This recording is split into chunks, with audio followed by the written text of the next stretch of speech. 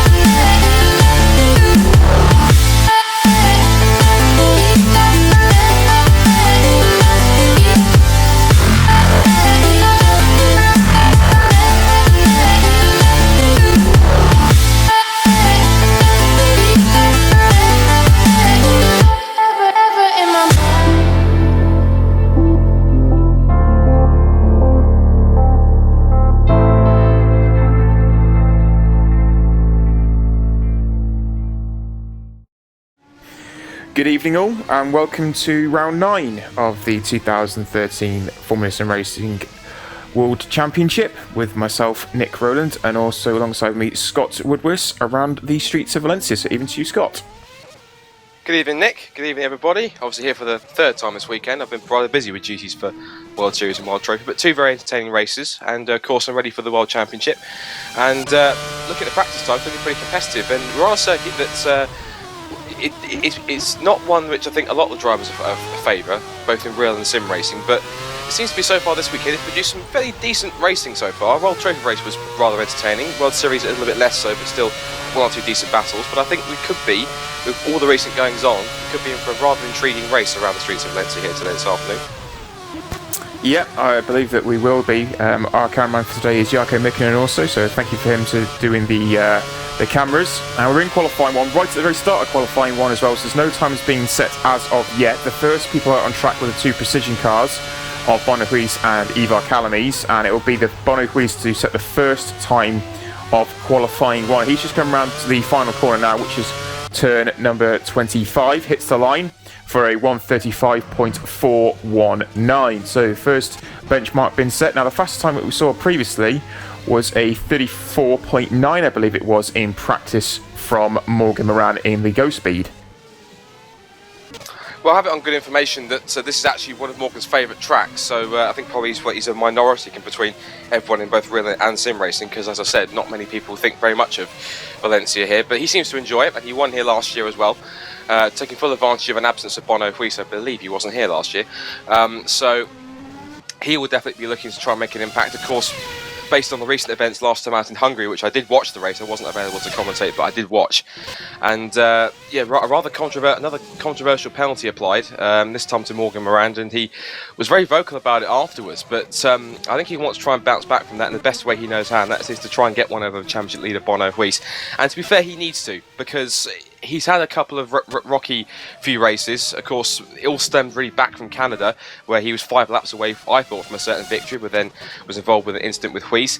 Then came Silverstone, when he spun the car on the exit of the pit lane after his second stop. 0 points for him in that race as well.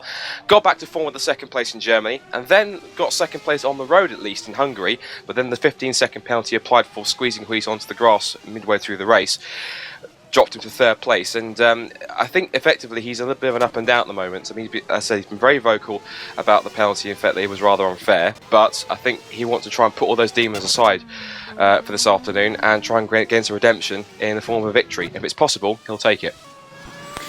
Yep, and he's done a good job of it in qualifying 1 at the moment. He's the fastest man out there, 1:35.003, so nearly into the 34s. Samuel Lebert for Twister Racing, he's the second fastest at the moment on 1:35.2, followed by Huis's first lap in qualifying 1, which is 35.4.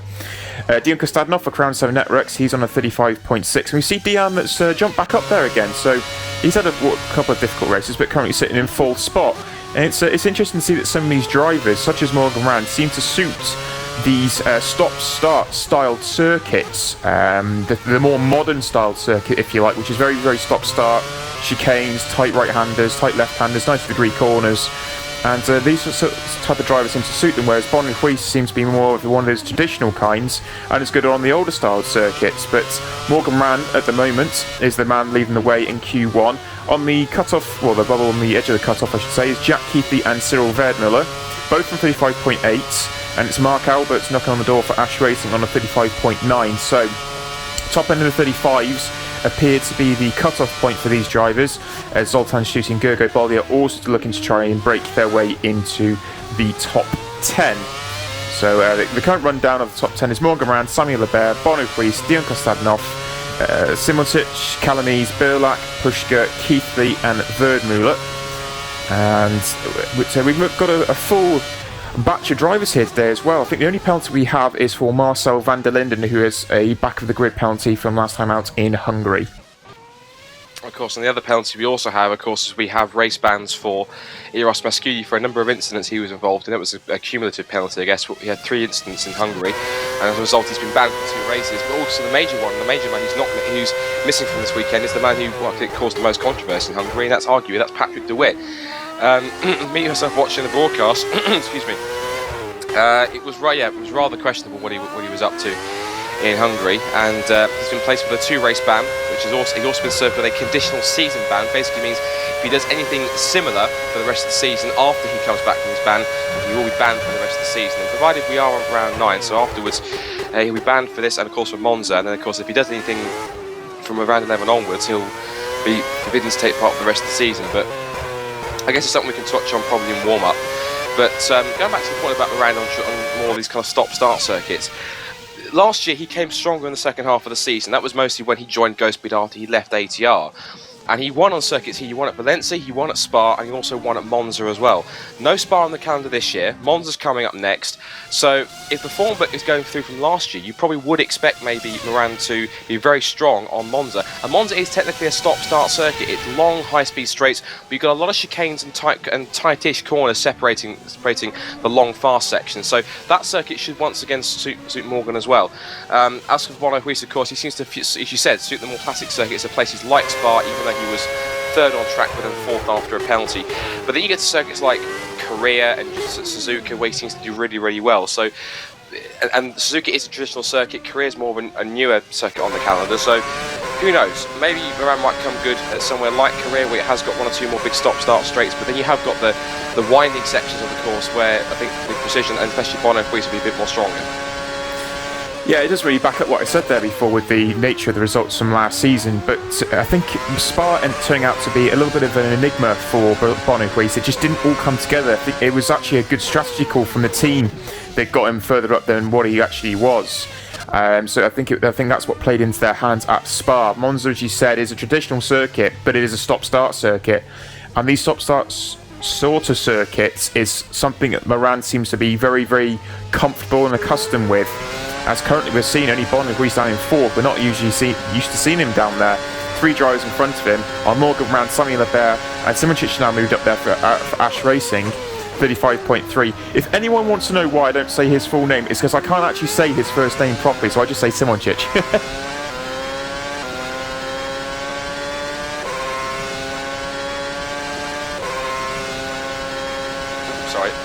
My chat button there. Yeah, I believe the J is silent at the end, so I say Journey. I just pronounce it like that. But no one, I could be wrong. Journey could correct me. Hasn't done it yet. Wait, see, I thought the J was also silent at the start, so I thought it would be Urinate, but I'm not too sure. We could just call him Erne. There we go. So, we can work with that. Come on, we'll try it. He'll probably spike us for it later on. So if anyone wants to know Simoncic's full name, it's now Ernie Simoncic. Just hope he hasn't got a brother called Bert. Anyway, One driver I want to watch out for is the man who took victory in the World Series race, which Nick brilliantly got P5 by the way, so well done to him for that one. Thank you.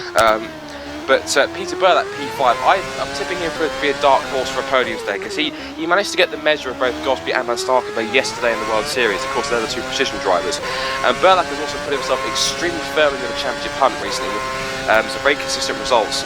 In fact, he and Van Starkenberg have only retired once, or not scored once so far in every race of the World Series. Gosby has not scored him twice in two of them. In Monaco when he flipped it at the first corner, and in Germany when he raced out didn't race out of choice due to the fact he had the whole World Championship World Series situation going on after his inherited podium at Silverstone. So I think Burlack has got some really decent pace around here, and of course he's done a full race distance. He did 57 laps, because of course the World Series race do exactly the same race distance at the World Championship. So he effectively knows what will be an optimal strategy here for him to run around here, whereas these guys have to go on the information they've had probably from other teammates and possibly from the strategy they ran last year. And of course it's a different mod, of course they've got slightly different altered physics here, different tyres as well, so they've got to factor that into there as well. But Burlack's not looking too bad. He's not too far off Woodwiss's time, about 400ths off in P5, and overall he's about 4.5 tenths off Morgan Moran's fastest time. So Twister Racing factor looking strong here, but obviously as we've talked about, Morgan Moran he has to get a good result here. If not, I can probably see that if he doesn't get a good result here and then continues in the next round at a circuit like Monza, I think it's safe to say that despite everything that's gone on this season, that could possibly be the end of his championship charge, because he's about 60 points back from Woodwiss, and even though a victory is 25 points, it's pretty difficult if Woodwiss is going to be consistently finishing up there in the top 5, especially challenging for podiums and race victories. So Moran needs to step it up today and take advantage of the fact he's on one of his favourite circuits. Yeah, I agree with that, but Moran also needs a bit of assistance from other drivers around him as well to knock off those points from Woodwiss. Since we last mentioned about the top 10, there hasn't been a great deal of movement other than the fact that Mark Albert's actually cracked the top 10, pushing Cyril Verdmüller out for GT Omega. So the top 10 progressing to Q2 are Morgan Moran, Samuel Lebert, Ernie Simonchich, Bono Woodwiss, Peter Burlack, Philip Pushka, Dion Kasadnov, Ivar Kalamis, Jack Keithley and Mark Alberts. So a good mix of drivers there. 8 tenths splitting the top 10 as they progress into qualifying 2 now. And in fact, Mark Alberts and Cyril Verdmüller set identical times. Incredibly, but of course it's to 5 decimal marks, I think it is, and it would appear that Alberts cracked it there, where it doesn't actually show it, and he goes to 3 decimal places in the server and on live timing. And then Gergo Baldi was on 8.897. So there's 3 drivers there, very, very close, but it's Mark Alberts that has progressed, and Zoltan Suti is then a second off on a 136.0, followed by Yank Lapchin for Bad T. Pescara, and Peter Varga is down in 15th place for Brem GP. He did a 36.3, 36.6 for Moises Rondon, and also Adrian Rodriguez. Sorry, Rondon was a little bit slower actually, he was only in 37. But nevertheless, we now progress to qualifying 2. Yeah, we do indeed. And just quick recap for anyone who's possibly watching for the first time or has somehow forgotten how this qualifying session works in the 2 weeks between Hungary and here. Basically, we have the top 10 go out in reverse, so Mark Alberts will be going out first, and each of these guys get one single flying lap, so it's pretty much similar to what they get with having World Series and World Championship, but instead of it being a 5-minute free-for-all session, they'll go out in reverse order, so 10th will go first, then 9th, 8th, 7th, and you see how it goes all the way to Morgan Moran, who will go last because he was fastest in Q1. And how it works is that the driver who, for example, we've got Mark Alberts going out first already, he's out there now, just left the pits. Jack Keithley will only be allowed to head out of the pits as soon as Mark Alberts has passed the pit lane and the start and finish straight to start his lap. So as soon as Alberts has started his flying lap, Keithley will be allowed to go out, and it'll keep going in that order from 9th, 8th, 7th, 6th, 5, 4, 3, 2 until eventually Morgan Moran will be the last man to set a time to try and grab pole position. So that's exactly how it works, and it kind of helps a bit more of a suspense, because when you've got, of course, the free-for-all session, these guys can deal with a completely clear track, rather than the fact that potentially the 5-minute session makes it a bit more frantic, because you've got to pick your moment, and also there's a danger that if you don't pick your moment right and also go out too early or too late or at the wrong time, you could get caught up behind another car who's also on a hot lap as well. So that's something to consider. So Mark Albert's making his way down towards turn 12. Probably one of the key passing spots on this circuit here, and Alberts here, I think he's looking for a bit of redemption, because he didn't have a very good World Trophy race this morning, didn't even last 2 laps, because he binned it into the wall unfortunately at turn 18, tore both the front and rear wing off the car, and had to promptly retire it, and he's actually the championship leader in World Trophy, so he's had his lead deficit cut dramatically. So I'm pretty sure he'll be looking for something to make up at least to go speed by putting a performance for their sister team Ash Racing, and I think it all start if he can get himself a good qualifying lap. Yeah, absolutely. Come around in the final sector for Mark Alberts at the moment for Ash Racing. I think it's a testament to his ability that he's actually put himself into the top 10 of World Championship, considering he's a World Trophy Championship leader currently. But he's come around the final corner moment. That's turn 25. Quite a few corners on this track as we now dive towards turn 1. Now, it's technically a kink to flat out in a Formula 1 car, but it's quite tight on the exit, so it is classed as a corner. Coming down into turn 2, which is straight into 3. It's a bit of a chicane there, and it's quite difficult to get on the power through there. As you just saw, he clipped the wall ever so slightly there to Mark Alberts, coming through the chicane of 4 and 5. Exit is critical for exit from 5 down towards the kink of 7, and then the heavy braking of turn 8. Very, very wide entry right over the curbing, and actually kicked the rear out, and again on exit there. It's not a particularly good turn 8 that for Mark Alberts. First gear at the end of the bridge, very, very tight corner that, incredibly tight corner before the long sweeping turn 11, and they come into the heavy braking zone of turn number 12. Goes underneath the Thrustmaster sign, hits the 100-meter board and down the gearbox to first gear, clips the apex, through he goes, nice line through there as well, good on power. He goes up to third gear and a single downshift to second, locked up on entry, which cost him a little bit on the exit, and is now driving hard down towards turn number 17, where he will brake as late as he possibly can. He does indeed, very, very wide as well, just misses the curbing. First gear, little bit of curb there, which probably just unsettled the rear a touch. Now this is the most crucial part. Too much curb there, that's probably messed his sector 3 up there, unfortunately for Mark Alberts. He bumped over the curb, which was not ideal, because you want to get as clean line as you can through there. And then the heavy braking, very, very difficult braking the final corner, because it's actually curved on entry there. A slight curve which throws off the braking, and you can lock a brake so easy there. And it's a 1:37.2 there for Mark Alberts. Not the greatest lap, but a good effort nevertheless. Yeah, definitely. Hopefully that'll put him somewhere up near the front of the grid, because he'll need that after the nightmare he had earlier this afternoon with the World Trophy, definitely. So the next man on track is Jack Keithley. Now he's had an intriguing past couple of races. He was a little bit off the pace in some cases with qualifying, but he always comes stronger in the race. He's shown that with a few podiums, so he's managed to stay a little bit more consistent during the race. But we'll see how he gets on here as he sweeps through turn 1. And down towards the braking turn, he brakes about 75 metres, uses a little bit of the outside curb, just glances the curb of turn 2, uses more of turn 3, and shoots down towards turn 4. And again, using all the curb to try and get all the road and the curb on the outside again. Very measured approach on these curbs. So with the kink of 6 and the long curve of 7, he'll come up towards the end of the first sector where we'll displace him in relation to Alberts. He's up by almost a quarter of a second. This is a good time so far from Jack Keithley. Misses the curb, but fits off the apex nicely. Across the swing bridge towards 10, hooks it round in second gear, about 50 miles an hour. And now the charge through the curve of 11, down the back straight towards a very hard braking zone of turn 12, one of the hardest braking zones between here and also turn 17. The car's reaching 306 kilometres an hour, hard on the brakes down to second gear, and doesn't even touch the curb, just glances them beautifully, just touches the white line just in front of them. And again, just keeps the car beautifully spot on, a little bit of exit curve as well. So he settles the car straight again, up through the kink of 16, another flat out section. These guys not used as much wing as these guys did in World Series and World Trophy. Back down hard on the brakes. He's now found even more time. He's up by almost 0.6 of a second. So Alberts this time was really struggling compared to his Q1 time, and didn't take any curb this time apart from Alberts. So that's a much better approach through the kinks of 17, 18, and 19, 20, and 21, 22. Kink of 23 and 24. You brake just you get to the exit here. So a very tricky braking zone, as Nick's just said. And then round the hooks around the final corner, beautiful last corner, a little bit of exit curve, holds the inside line and shoots the line. How much is faster by? A whopping 1.1 seconds, so 1:36.129. That lap should put him in good stead. He's much faster than Alberts, so of course it was that last sector that did it, or in fact it was the whole lap in fact, but particularly the last sector where Keithley found all of his time. Good lap. Yeah, I've actually got a voucher for Jack there, because he has been supreme in practice. In Sector 3, he has nailed that Sector 3 so many times in practice compared to all us drivers in Precision Motorsports. So big well done for Jack Keith there on a 36.1.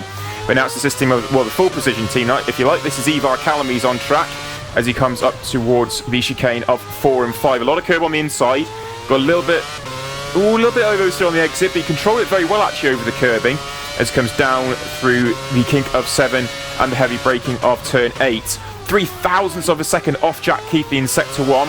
First gear, a little bit of oversteer on exit. Oh, again on the entry of the bridge there as well. Down to first gear for the exit of the bridge. Clean enough exit, but was not very quick on entry there. I think he might have cost himself a tenth or two as he comes towards the sweeper of turn 11 and the heavy braking zone of turn number 12. 309 kilometers an hour there for Ivar Calamise. Heavy braking first gear into second gear. He loops all the way around, fourth down into second gear, holds a tighter line. That's a good line through there and got the power nice and early out of 315 and then into 16 before the braking zone of turn 17. Sector 2 is coming up now, and he's a tenth off Jack Keithley in the middle sector there. First gear, sweeps it round, hard back on the power before, now what does he go through there? He's much wider, and it's actually thrown him wider going through these longer corners as well now, so he's had to compromise on throttle. You could hear the slight lift in the throttle, but he tried to get on the power but couldn't do it. Now coming down for the final corner, I think Jack's final sector has been better, but we will see if Ivar made anything up in the final two corners. Drives to the line now, and it's a 36.6. Half a second off Jack Keithley, so it goes to show just how good Jack's final sector was. What's intriguing is that Ivar, compared to the first half of the season, for some reason he's lost a little bit of pace. I'm not quite sure where it's gone with these other real life commitments or whatever, but Calamise really hasn't had the same kind of speed that he's been showing compared to teammate Bonnehuis and his sister teammates at GT Omega, so going to try and pick something up in the second half of the season, and that qualifying time there, half a second off Jack, might not necessarily do it. Next up, Jaakko Stadenhoff has started his lap time. It's amazing, he's only raced around here twice. He actually made his debut here in 2009, and the best result was a P7 back here. It's the only, since then he hasn't raced here. So it's the first time he's raced here now in, 4 years, and he's off by half a second, so that first sector really wasn't the best he's ever hooked up. Oh, and a little bit of twitch of oversteers. He had to try and avoid the wall exiting turn 9 through turn 10. It's just amazing how close these guys get to the edge of that wall. Be very careful. If you have a slight lapse of concentration, you could easily tear a front wing or a wheel off there if you are not careful indeed. And look at that. The Netrex cars have been supremely quick in a straight line this weekend. 313 Ks. Incredibly noticeable in the World Series and in World Trophy. They've just been very difficult to try and pass. So anyone who's following a Netrex car is going to have very much difficulty. They have to get a super little exit out of whichever corner they're following them from onto the long straight here. Let's see how this puts him into stead. That's probably the reason why he's so off. He's done by a full 1.2 seconds, so the fact he's quicker on the straights is definitely not helping him in the twisty sections, of course, with the less downforce. As he's approached, lifts off there for 18. Oh, slight lift for 19 as well, but he just glances the curves a little bit on the exit of turn 20, runs it over too much. Do 21 and 22. Kinker 23 approaches the tricky breakers at 24 and breaks mid-corner much earlier, and he's locked completely straight on, and in fact he's aborted that completely because he knows it's not going to be good enough to even go near pole position. So that's a shame for Jaakko Stadenhoff. But he can be one to watch, especially if drivers are going to be have him behind them at all, because he could be a very dark horse to make one or two key passes during the race. Yeah, next up we have the Canadian GP winner, which is Filip Puška. He's about to start his lap now as he crosses the line. It was a little bit of an ordinary lap towards the end there for Jaakko Stadenhoff. He really did struggle in that mid-sector especially. But it's time for the first Go Speed car. Filip Puška takes a very wide entry going through turn 2 and 3 there. Lovely on the exit though. Was very, very straight on exit. Got the car straightened up very, very well as he comes through the turns 4 and 5. Or come down towards turn 4 and 5. Up towards turn 7 and 8. Hits the brakes. Oh, nearly 4/10 off though, so he got a good exit, but the chicane wasn't so good for him as he comes over the bridge now for turn 10. Drops to second gear, takes a little bit of the inside curve. There's a slight curve on the inside of that bridge, and it can unsettle the car quite violently, whereas the car pushes wider out towards the edge of the track, so it's a little bit unbalanced there for Filip Puška. Hits 100 metre board now, oh, less than that, in fact, 75. He uses second gear through here. Was a little bit deep in the corner. It's had to really compromise the second part as well, so not ideal through here. Third gear, it'll power on for the exits. It's been a bit of a messy middle sector here for Filip Puška, being nearly 4/10 off in sector 1 and now in sector 2. This could be even further the margin. It's a second off as he hits the hairpin of turn 17, and there could be also the tyre disparity. Whoa, that's way too much curve there. Just about got it in control, but that was very, very nasty for Filip Puška there. As I was saying, there may be a tyre disparity going on also as we come down to the final corner. late on the brakes and gets it turned in for quite a nice apex. Oh no, not quite, he ran deep, he actually locked the inside wheel. It was going to be, but he locked the wheel. Comes to the line now, it's a 137.9, 1.772 of Jack Keithley. So that ghost speed wasn't looking as hooked up as what his teammate says. And that could possibly suggest, she said the tyre disparity could possibly suggest that Keithley's going to be running a soft tyre in the first part of the stint. So that could be one to watch early on. Watch him for a quick start. Next man is the driver who has already won a race this weekend, Peter Burlak. And Spain's been kind to him. The 3 times he's raced here in Valencia, including this weekend, he's taken 2 victories and a 7th place, and both victories have come in the World Trophy and the World Series. He was 7th in the World Series, in the World Championship last year. Misses the apex a little bit through turn 2, but grabs the curb on turn 3 rather nicely. Again, using all the outside curb for turn 4. Ooh, little bump on the inside wall, I think, and slightly missed the curb at turn 5, and a small twitch on the exit towards 6. So that's a little bit scruffy. Let's see exactly where this puts him. Looks like he's running soft tyres as well, because he's only 700ths off of Keithley's time. Let's see what he can do. Onto the rather unique swing bridge, and again through turn 10, and rather nice clean and tidy exit. Doesn't use any of the exit curve through turn 10, so he prefers a nice, more clean and tidy approach to help with the traction. Let's see his straight line speed here. 300 already. Is he going to reach 310? Reaches 3. Yes, he does. 312. Just nudges 312. So the twister car's looking very quick, and the straight line also. Hooks up 12 and 13 nicely, and then into turn 14, and just grabs the outside curve on the exit. Do the kink of 15 and 16. And now under brakes, but whereabouts he races to Keith. He's up by almost a 10th and a half, so super middle sector there for Peter Burlak. Locked the inside with a little through turn 17. Now this last sector here, turns 18 and 19. Again, a couple of lifts through there, but flat through 20. 21, 22, and then kink of 23. Let's see where he brakes for 24. Ooh, just before the exit, and again inside a little deep on through the corner as well. Missed the apex completely. Is that going to compromise his time as he sprints towards the line? Peter Burlak sets a 136.32. I think that final couple of the corners is what did it. He lost quite a bit of time in that final corner, and that's possibly what was the difference between getting provisional pole position and securing second. Scruffy final sector there. It could have been a lot more for Peter Burlak there. It was a very scruffy final sector. That middle sector was absolutely brilliant. But now it's the turn of championship leader Woodwiss. We're not usually used to seeing him this early out on track in Q2, but nevertheless we are seeing him now as he comes through the first sector of turn 4 and 5. Good clean exit there from Woodwiss. Took a lot of curb on the inside of turn 4, set the exit up for turn 5, and it's coming down to the end of sector 1 now, through 7 and into braking turn 8. 300ths up on Jack Keithley's time. Lot of lock-up though, huge lock-up, but rotated the car through the rear beautifully and still carried good momentum as he came over onto the bridge, and has gone through the bridge now, heading through turn 11 and down towards the heavy braking zone of turn 12. Now what's he going to hit? He's at 309 kilometres an hour there for Woodwiss, so a little bit more downforce in comparison to the Twister Racer car we saw there before. Lovely line through there, touch of oversteer, control it nicely. Start to second gear, good exit, very good exit there for Woodwiss. Through turn 15 and the kink of 16 towards the end of sector 2 and turn 17. What's this middle sector been like? Oh, 2/10 faster than Jack Keithley. Now, can he have a good final sector? Because we've seen how good Jack's final sector was. Huge oversteer moment though for Woodwiss, but held 3rd gear, 4th gear, and he's full throttle already. That's a very good run through the final couple of corners. He's come up to the final corner now, in fact, 24-25. Bit of curb on the inside, breaks it very straight, 2nd gear, launches it out the final corner. Now, was that as good as what Jack Keithley's was? It looked clean, it looked good. Is it good enough? Oh, it is! 300ths faster than Jack Keithley for pole position. It wasn't as good as Jack's, but it's good enough. It was all done throughout that middle sector.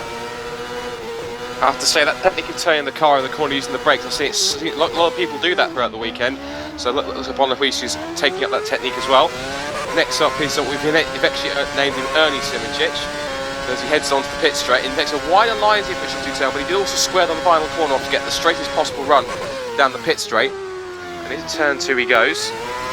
Beautifully spots turn 2, grabs the curb at turn 3, just about keeps it off the wall for the run to 4, and just dabs the curb of 4 and again for 5. Very precise, and a lot of exit curb towards turn 6 that might compromise his exit and maybe laid him a little bit on the throttle. Down towards turn 8, and he's up by 9,000, but a lot of extra curb. on the underbrake into turn 8. Surprised didn't unsettle the car completely. Turn 10, misses the curb on the inside, but grabs the exit curb there very nicely. Let's see how much straight line speed with the Ash Racing cars have. Of course, they're probably on the similar, not exactly the same setups as the Go Speed. Of course, they're both in the same stable, running 309. So pretty much exactly the same as Bono Woodwiss is running at the moment. So similar wing levels, so I'd say, between Precision and Go Speed. Lovely measured approach through 12, 13, and 14. Kinks of 15 and 16 here. At the end of the final sector. Now, how's this been compared to Bono Woodwiss's? Down here, and he is. Oh, he's still up. Journey Simitic is still up on Bono Woodwiss's time. Grabs a lot of curb on through 17. Let's see as he heads through here. Is he full throttle? No, he's not. He backs off. He wasn't confident enough. Didn't have the confidence to keep the throttle in as with Bono Woodwiss. So Journey Simitic, I don't believe he'll be quicker as he pulls something amazing out the back of the final couple of corners. Breaks incredibly late for turn 25. Hooks up the final corner, misses the inside curve completely, but uses the outside curve. A little twitch of oversteer, but towards the line he goes. Is it going to be anyone near Bono Woodwiss? No, it's not.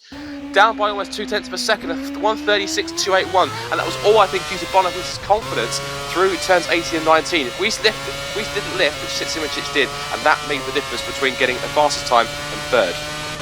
That was brilliant, absolutely brilliant up until turn 17. There was too much inside curb in turn 17. And then he flicked up early to 4th gear and it unsettled the rear of the car through 18 and 19 and got a huge whack of oversteer. And had to get right back out the throttle again before he could get back on it and completely compromised the entire rest of Sector 3. Great lap up until then, so it looks like Simitic has got some quality speed there today and a lot of potential. But we got the next man out on track now.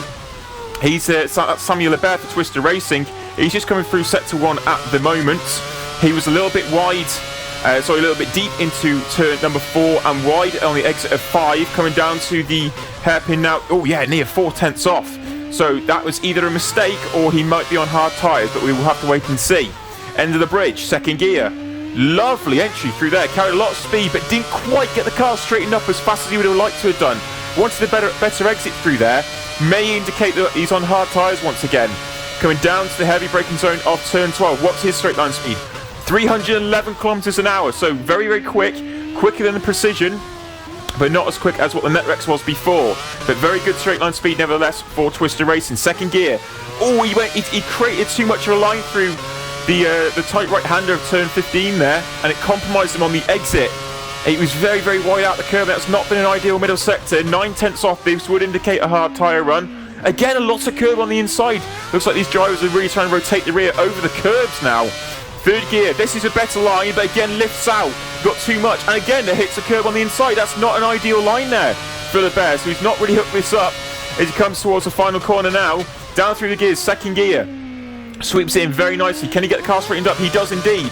Early on the power, huge amount of wheel spin though. It's a 137.7, 1.6 off as good for 7th place, but you'd have to believe that's a hard tyre run. You'd be definitely surprised if it wasn't, but yeah, definitely it seems the pace it matches if he's running on hard tyres. Now then, here's the man we're watching. He's only been here once, and the time he did it, he took pole and took the victory as well, but that was Sans Bono Woodwiss in that race. This year, he is in attendance. Let's see what Morgan Moran can do. Let's see exactly how he runs. And lovely spot for turn 2 again, as everyone has done. Grab the curve inside of turn 3. Again, entry curve for turn 4. Misses the curve completely for 4, goes a little bit deep, but he spots it beautifully. Look at that. And heading towards turn 6.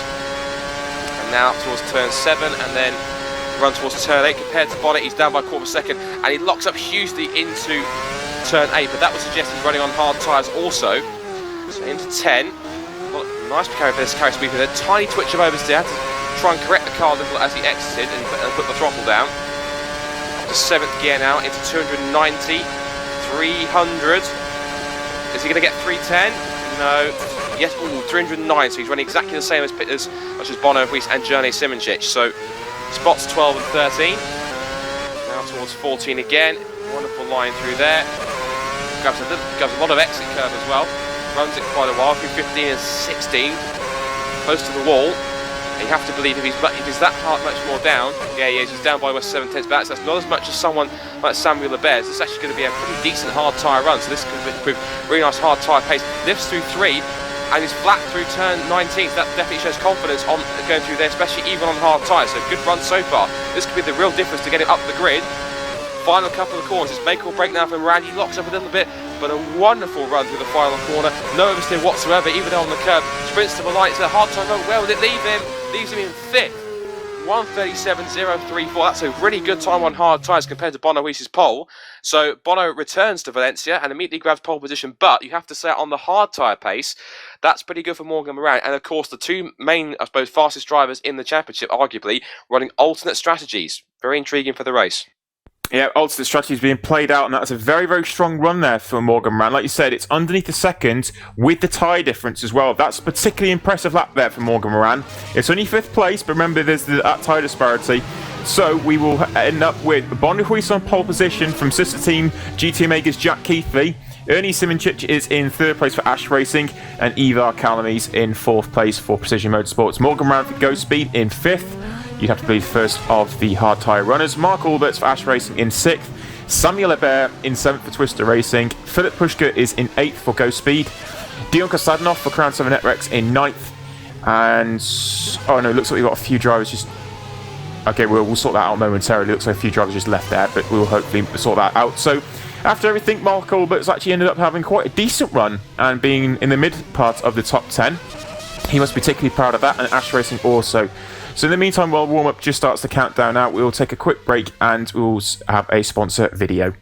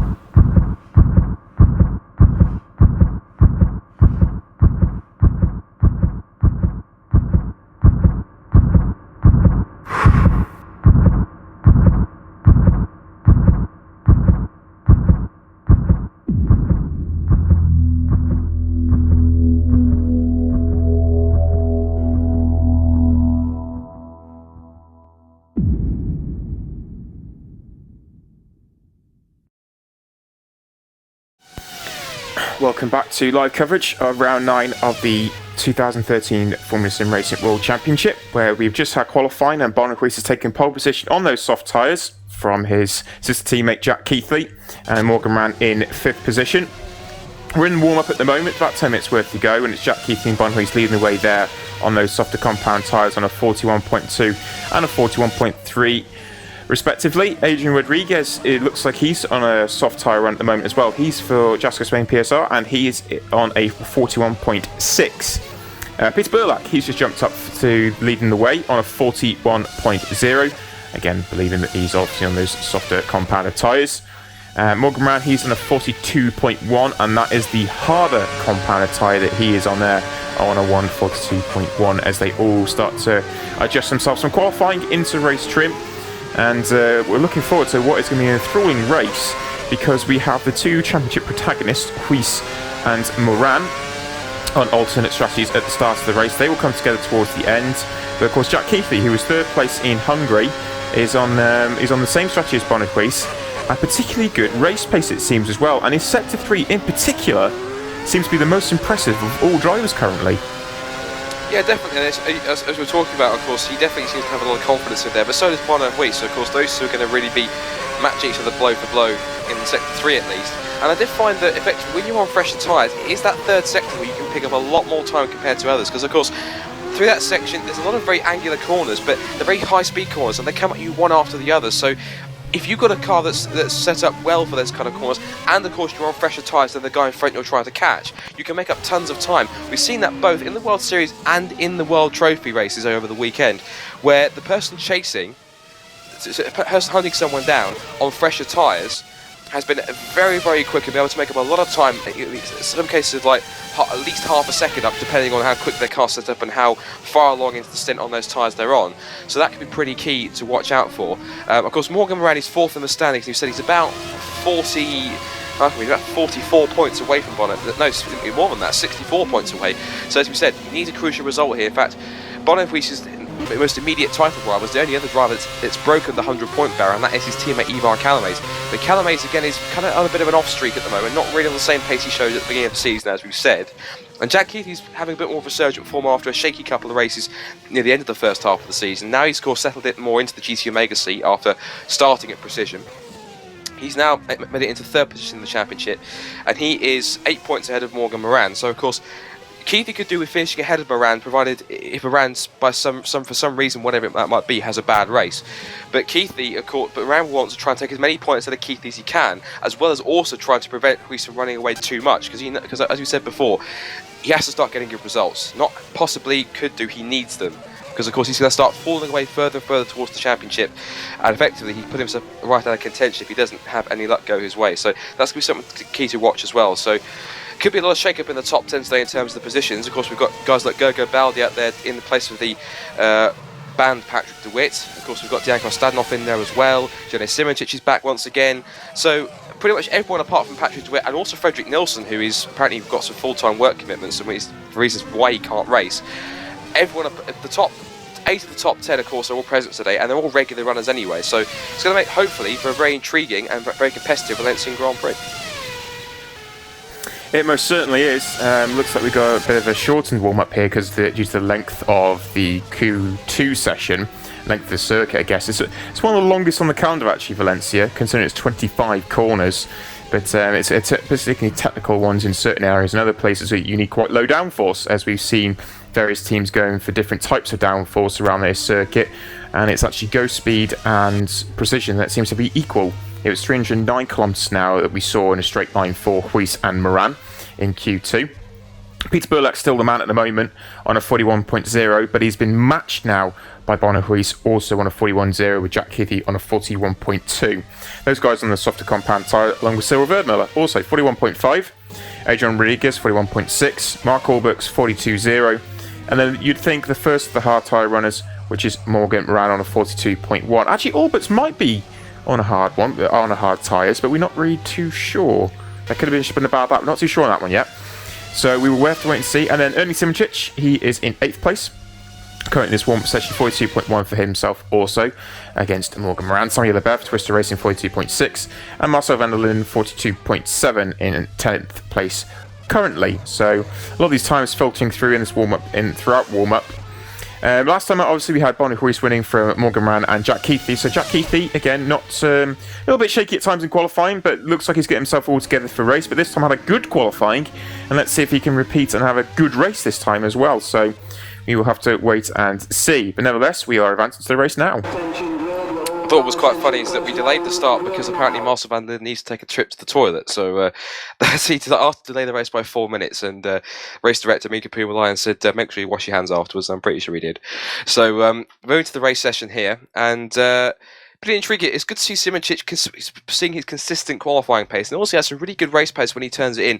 But of course, some of these drivers, they have a good race pace, and then they have a good couple of laps, and then they need to have a good couple of laps to settle in, because if they don't, it knocks their confidence a little bit, and it starts to push them back towards the field. So, good to see Ivar Calames, of course, up there, of course, on the soft tyres in P5. Morgan Moran, of course, is P6, the first the hard tyre runners, it looks like. So, Burlak, I think, is going to be a dark horse for a podium today. If Moran makes the ultimate strategy work, I think that's pretty good. I think the top three will be a mixture of, me personally, I'm going to predict it, I think it's going to be a mixture of Huis, Moran, and I think I'm going to punt for Burlak to get a podium somewhere. But we've got the formation lap now, so I will leave Nick to run through the first half of the grid. Yeah, just like note that Scott said as well, I don't believe we can discount Simoncic and Keithley either, because those guys in practice prior to qualifying look very, very strong. So, pole position man, Bonner Huis, Precision Motorsport. Second place, GT Omega, Jack Keithley. Third place is my man Ernie Simoncic in E's for Ash Racing. Peter Burlak, he is in the Twister Racing car in fourth place. Fifth place is Ivar Calames for Precision Motorsports, with Morgan Rand in fifth place. And sixth place for Morgan Rand. So I forgot that Peter Burlak rejoined there, so I was wondering what the position change was. Mark Alberts for Ash Racing, he is in 7th place, with Samuel Lebert in 8th place. Philip Pushka, he is in 9th place, with Dion Kostadinov for Crown 7 Netrex in 10th place. Silver Miller, that's Jack Keithley's teammate, he is in 11th for GT Omega, and I will let Scott run through the second half of the field. Thank you very much. We've got P12, Nick's other main man, Gergo Baldi, now in the Crown 7 Netrex car in place of Patrick DeWitt for the next two races, I'm sure, in P12. Zoltan Schutte in place of what was Gergo Baldi's seat, he's in P13. P14 is Yannick Lapsham for Bad T Pescara. Peter Varga up there, a little bit better qualifying this time, P15 for him. Then we've got most the entire Positive Sim Racing contingent. In fact, that's quite intriguing. The two Jasco Spain PSR cars have actually qualified ahead of both the Positive Bicross Positive cars. That's pretty good performance from Adrian Rodriguez in P16 and Moises Rowland in P17 to qualify ahead of Blair Disley and Marcel van der Linden. Of course, Marcel's has a back of the grid penalty anyway. And we've got the rest of the field. We've got Antonio Coloret's P20. He's already raced once this in the World Series. Danny van der Neet and P21 and Zoltan Nagy P22. So the fastest speed cars met the back of the grid. And just as our director Jaakko Mikkonen just said, apparently Yannick Lapsham is going to start from the pit lane. So that'll be quite intriguing to see how he gets through there. But cars are forming up on the grid now. And looking at the conditions, track temperature, ambient temperature is, as it always is in these kind of races, 27 degrees, so pretty hot out there. And the track temperature is only 28, but of course, as the race goes on, that'll go up. So cars are forming up, and I think we're getting set for what hopefully should be an enthralling European Grand Prix. Yeah, the two Jasco cars have done very well there. Blair Disley actually joined late, and obviously Van der Linden's got his penalty. Coloret's obviously in that Bad to Pescara, and then the fast and speed towards the back of the field as well. Jan Lapsham has come out in pit lane, so he will start from pit lane. He hasn't missed a start or anything. He's just decided to start from pit lane. Nevertheless, here we go. We've got 3 lights. We have 4 lights. We have 5. And the European Grand Prix is go, and a good jump there from Jack Keithley. But Bonner Huis got a better start. Simoncic is looking to the outside of Keithley, going through turn 1 towards turn 2. Got the toe from Bonner Huis as well, but the inside line still goes with Jack Keithley. Sweep around the outside is Simoncic. Oh, he's made it stick. Great work there from Ernie Simoncic. He's made that stick. Back up the inside goes Jack Keithley. Can't get it done. Huis leads the way though. Simoncic is in third. Simoncic is in second place with Keithley in third. Calames is in fourth place under heavy fire from Peter Burlak, with Morgan Rand about to go to the inside of the Twister Racing car. He does indeed. Oh, he's nudging him, but Peter Burlak's held on. The Twister Racing car is in front of Morgan Rand. Cyril Vertman is the next man. He is on the soft compound tyres, we believe, for GT Omega. Libert's gone backwards. He's down in 8th place for Pushkas, certain to fight that Twister Racing car with Kostadinov not too far back here now for the very, very long straight. Huis has stretched his legs. Simoncic has broken the toe of Keithley. Calames is close. Burlak's close. Vertmuller has gone around the outside of Morgan Rand and made it stick. Great work there for Cyril Vertmuller. Had to get it done. Moran is on those different tyres at the moment. Libert is the next man. He's in 8th. Philip Pushkas 9th with Kostadinov in 10th. Again now, we've got a long run again down towards turn number 17. Keithley is in the slipstream of Simoncic. This is over second place. Can he break later? No, he can't. Simoncic breaks even later. So Calames is there as well. Burlak, Vertmuller, Moran, Libert, Pushka and Kostadinov. We've got a yellow flag towards the back there as well. Looks like there's been a slight bit of contact for Van der Linden and Rodriguez. And they've moved forward. Vargas there. Suti's gone backwards. Nagy and Van der Neet. Collarets. Baldy's gone back to 18th place. So he's had damage. Disley from Lachan, who has got underway now, but he's a long way back. 20 odd seconds already. As Mark Olberts and Moises Rondon are already out of the race. I can say, whilst that was all going on, there was actually a massive incident in the background. Off the start towards turn 2, someone lost the front wing. I believe that must have been Gergo Baldi. I didn't see what happened, but I saw the end of it. It was a huge incident between Mark Alberts, where the rear of the car was completely torn off, and Moises Rondon had lost the front wheel. And then, of course, we had a bit of a carambolage down towards turn 17, which actually saw Adrian Rodriguez lose his front wing. So the two Jaakko Spain PSR cars, after their brilliant qualifying, ahead of their main teammates, their sister team, has unfortunately seen their fortunes take a rather large nosedive, and the 8 laps hasn't made too much progress either. He's down in P18 and so far away. He's not even as far as on the back of Adrian Rodriguez, who just come out of the pits. So 2 cars down already, but we lost 3 cars because Peter Vargas out of the race now. So we lost 3 cars already in this fight, but since the back of the field once again. And let's see what's happening. Woodwiss is now trying to run away with it. Simic is now up to 2nd place, as we've seen. We've seen Jack Keating to 3rd. Calame's 4th, Burlak 5th, with Verdmuller giving him company. Good start from Verdmuller. I have to admit, not too being harsh. I wasn't expecting too much from him this weekend, but good start to see him up the head of Rowland on the hard compound tyre. And then we've got the Bear in 8th, and Pushka and Kostanov rounding out the top 10 as the field goes nose to tail. And Verdmuller almost went too deep and hit the back of Burlak's car down towards turn 17. So that was a very crucial point there, as Kostanov and Pushka are going side to side through the turn 17 hairpin. And apart from that, not so many other dramas, but of course it's again a situation, as soon as Bonifaz gets in front, if you let him go, he will go out and dominate the race. So effectively Simincic and Keithy and Calames have to do something to try and stop that from happening. Yeah, you're absolutely right. And Ruiz at the moment is on a 41.9 to 42.4 for Simincic and Keithley. Just to mention on Cyril Vermeulen yesterday, he's my teammate in World Series. And we're side by side, and I think he just got a little bit spooked by everything, and I had that moment. But he's progressed his way up to 6th place currently in that GTMA car, and having a good race of it against what will be Burlak and Calames. Morgan Brown, he's fallen backwards a little bit, but remember, those tyres will start to come towards him as soon as these soft tyre runners are burnt off. So he's in 7th at the moment, but once all these lot dive in, he'll take the lead. And it's Verdmuller at the moment, he's in 6th from Burlak, from Ivar Calames, and then Keithy, Simincic and Ruiz. Ruiz has an advantage of 2.2 seconds. Keithley is not particularly threatening Simincic yet, but he is getting closer towards him. It's Burlak though it's challenging on Calames to the outside of turn 12. Can he get it done around the outside? Oh yeah, he can. Peter Burlak, World Series winner yesterday, just got on the outside of Ivar Calames with a great move. The man at 2nd place in the championship. And he moves himself up into 4th place, and will now try to chase down Jack Keithy. But Ivar Calames is kind of going back at him down towards turn 17. He now goes to the outside. Can he brake later around the outside? He does brake very deep, but it's a more an advantage around the outside, on the inside for this corner for Burlak. And he holds the corner, makes it stick. Burlak is in 4th, and Ivar Calames in 6th. Verdmuller is in 7th place, Moran in 8th, and progressing nicely at the moment. Keithy is getting very close to Simincic. So, Simincic's gone very deep into the final corner. This should be cut back for Keithy, and he'll get the drive out of the final corner as well. This is over 2nd place. Simincic defending, going through turn number 1. To the outside goes Jack Keithy. Now he should switch to the inside. He does go to the inside. Can he brake later? Yes, he can. Brakes on the inside. That GT Omega sweeps up the inside of the Ash Racing car, but the Ash Racing car is there and cannot got by yet. Simincic beautifully defending that position, gave Jack Keithy racing room, and just used the momentum to go around the outside and hold that position, that 2nd place. Great racing in the opening laps, as we've seen, and I think, of course, it might be an optimum time, of course, to talk about tyre strategy. Of course, and Nick, you can give some insight as you raced yesterday. For what I've observed, the hard tyre runners, I think, can run in the window between 15 to as much as 20 laps, depending on how you look after them. The soft tyre runners, I think, are probably exactly half that, so you can do about 6, 7, maybe 8 laps on them before they've pretty much fallen away. So we're expecting these guys to start coming roughly round, but I guess around laps 6 to 8, depending on how they're using them. As we now watch Keithy now back in the slipstream with Simincic, but again, he's not far enough alongside to make a move. And Burlak's going to be lurking pretty close as well, with bringing Calames and Verdmuller and Moran with them. So, as you predicted, Nick, Moran in particular is having a great run here, because these guys are battling. Moran on these hard tyres is just simply thinking, listen, you guys battle. I'm just going to sit here. I can go as long into the race than you guys, and I'm just going to sit and wait. That's all he needs to do at the moment. He just needs to sit, wait, and be patient. Morgan is a little bit too opportunistic at times. He needs to play the long game. This is an ideal time for Moran to play the long game here today. And as long as he sees that and doesn't start fighting unnecessarily, then he will do well. He's just sitting on the back though.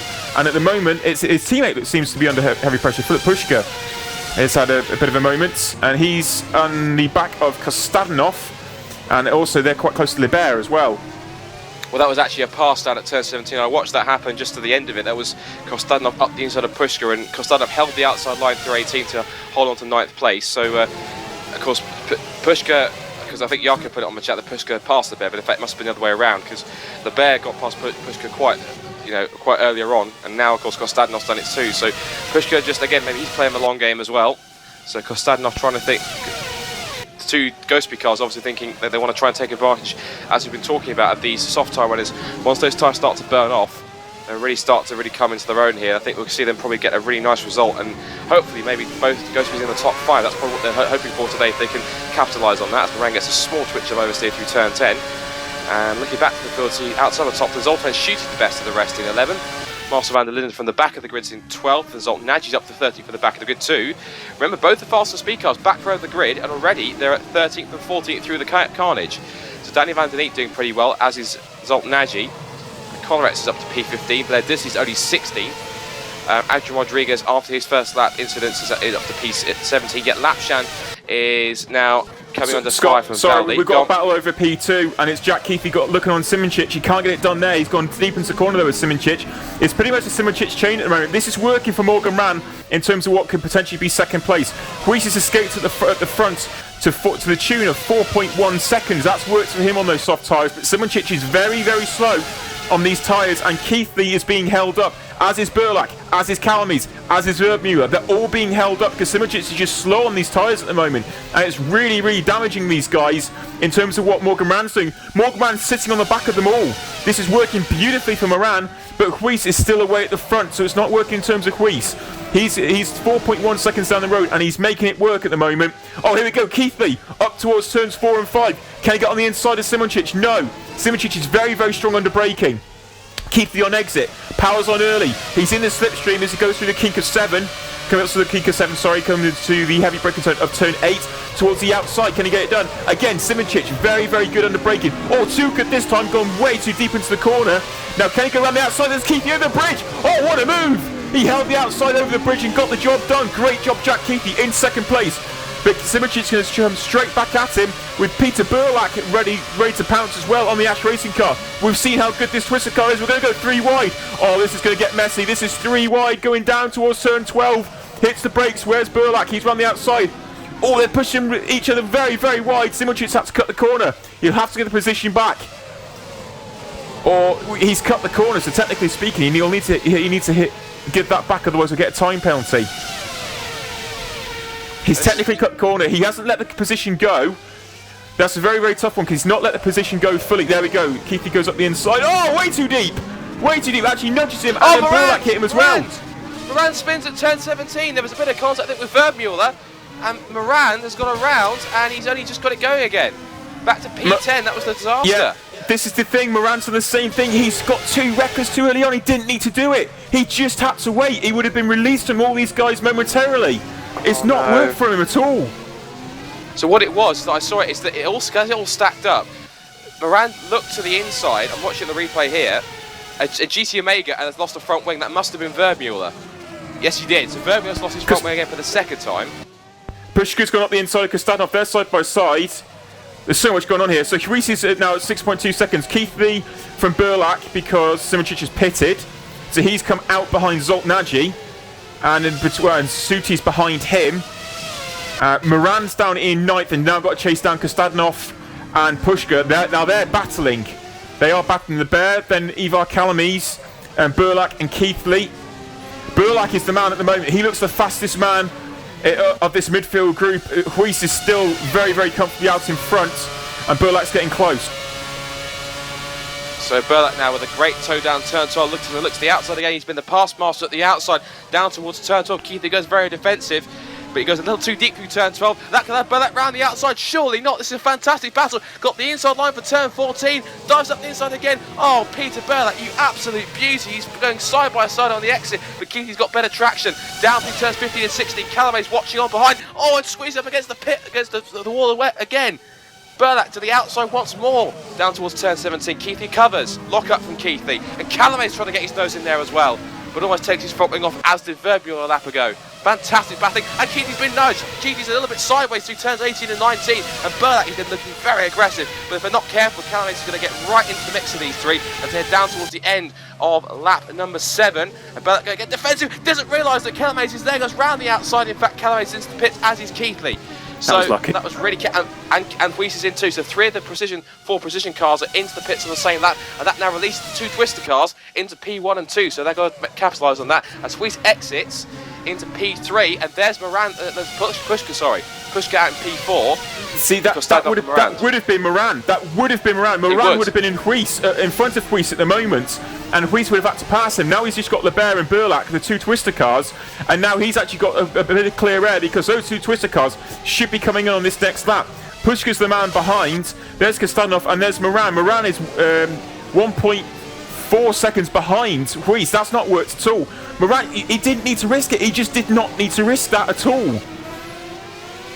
Well, in some ways, he did look up the inside, but again, it was all kind of a case. He just got caught up in the crescendo, because we said he was sat right there behind the back pack of 5 cars, so he was there to capitalise on any mistake. But the fact that I think he was a little too close, and he did try just have a little look up the inside of turn 17, got caught up in all the mayhem, and fortunately he was the one that ultimately paid the price for it all. So Miranda effectively has got it all to do once again. And Weiss is only a couple of cars in front, but of course he's already made his first stop.